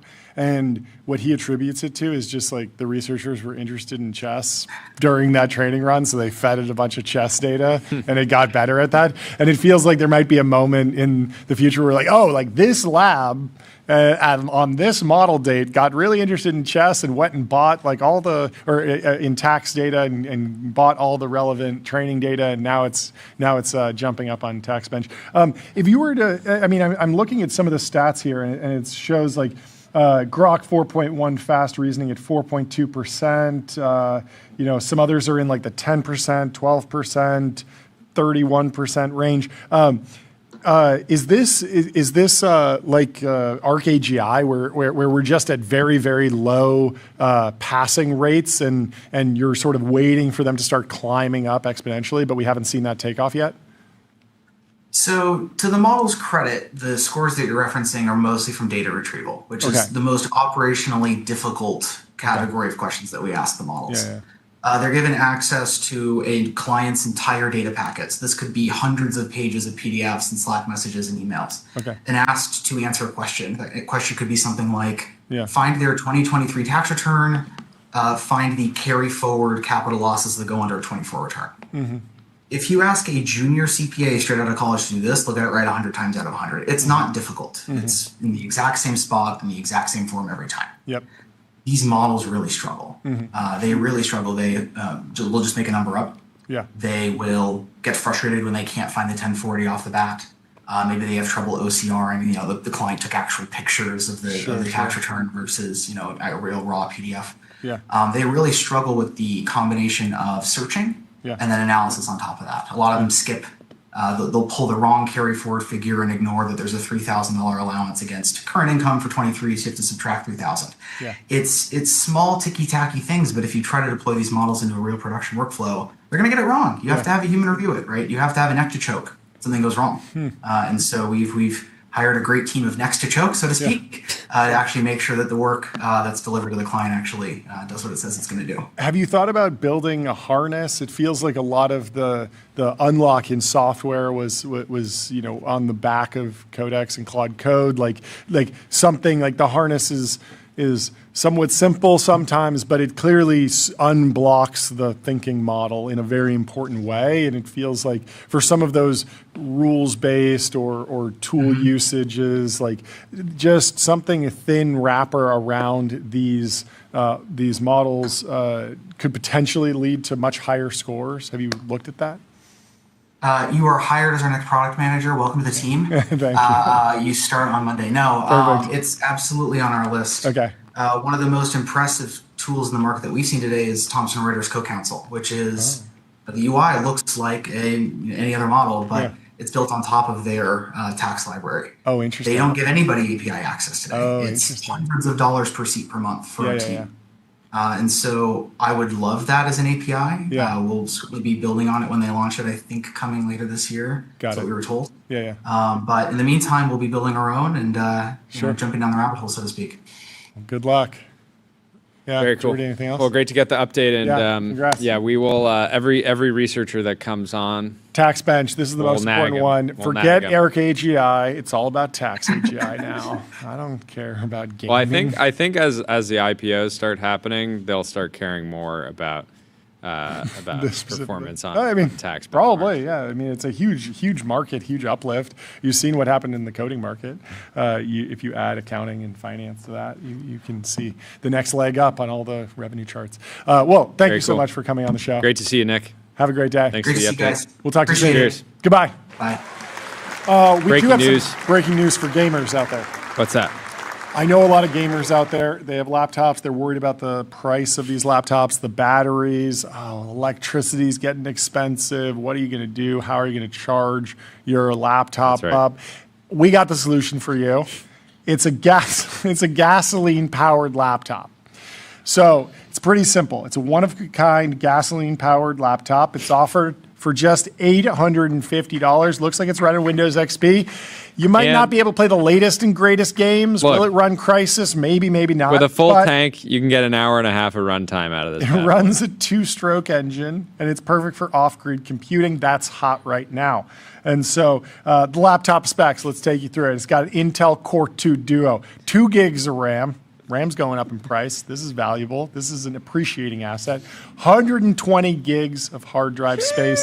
That's going to hold a lot of games. When you're off grid, you only have a little bit of gasoline. If you want a game, this is the laptop for you. It's and in of good course working it's running condition. Windows XP. And it says that it starts easy. The 2-stroke engine on the gasoline-powered laptop, yes, it does start Colin easily. in the X chat says it gets 300 tweets to the gallon. 300 tweets. Oh no, I accidentally set GTA 5 to max settings. Well, at least it'll serve as a benchmark test. How many Chrome tabs can it open before it crashes. People are having fun with this. But the gasoline-powered laptop, this is true hacker mindset. Whoever built this is an incredible engineer and did something. They did the impossible. They built a gasoline-powered laptop. I've seen a couple other of these, like gasoline-powered projects, people making all sorts of different things. It's always a funny gag. Obviously, the actual breaking news is the White House is considering vetting AI models before they are released. Trump like admin, which took a non-interventionist approach to AI, is now discussing imposing oversight on AI models before they are made publicly available. Well, FDA for AI. We'll see. It would be potentially an executive order to create an AI working group that would bring together tech executives and government officials to examine potential oversight procedures. Okay, so this would be an executive order to create a working group that could potentially create an oversight body. Okay, so we're a couple steps away, but it seems reasonable. I don't know. Depends on what the benchmarks are, but you certainly don't want. And Trump says we're going to make this industry absolutely the top because right now it's a beautiful baby that's born.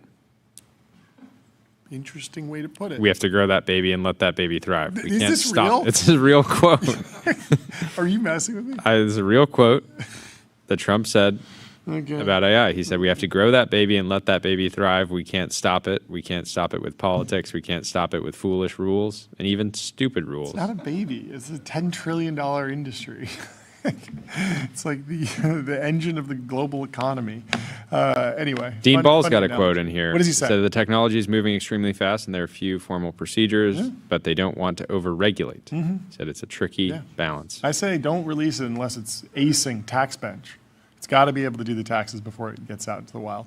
No, obviously you want these models to be safe. You want them to be reliable. You want them to avoid negative externalities. And anything that gets us in that direction is probably good, but everything comes with trade-offs. So final post of the day from Tommy. Hi, PhD in hammerology here. All right. So what we're looking at is a nail. That is the correct mindset. When all you have is a hammer, everything looks like a nail. Also, go check out Riley Walls' new project. He's shipping stuff every week. This one got 1 million views. You probably already saw it, 27,000 likes. 10% of AMC movie showings sell no tickets at all. So if you want to go see a movie in a private theater with no one else, he made a site that finds empty theaters and tells you exactly when you should go and book. You can go see Project Hail Mary at 12:30 p.m. today in New York. If you don't have work, you can go see Project Hail Mary in your private theater. It's available at walzer.com/empty screenings, WALZR.com, empty screenings. You can search by zip code. Let's see what's around us. Is there anything good? There's 10:45 p.m. Devil Wears Prada 2. Okay. Around us. Whoa. Yeah, 0 seats. Enjoy it. Whoa. Enjoy being allowed. You gotta. This is very funny. Yeah, there's he does surface some that have 1 seat or 2 seats. Interesting way to make a new friend. Me and you, because you think oh I got the 0 seat theater. You're in the 1 seat theater, and somebody's like, I want to meet the psycho that went to the empty theater, and then they're talking your ear off. Who knows? Well, maybe you can enjoy it. Well, thank you for tuning in. We'll see you tomorrow at 11 a.m. sharp Pacific time. Leave us 5 stars on Apple Podcasts and Spotify. Sign up for our newsletter at TBPN.com, and we will see you tomorrow. Love you. Goodbye. A little bit missed time there. See you tomorrow.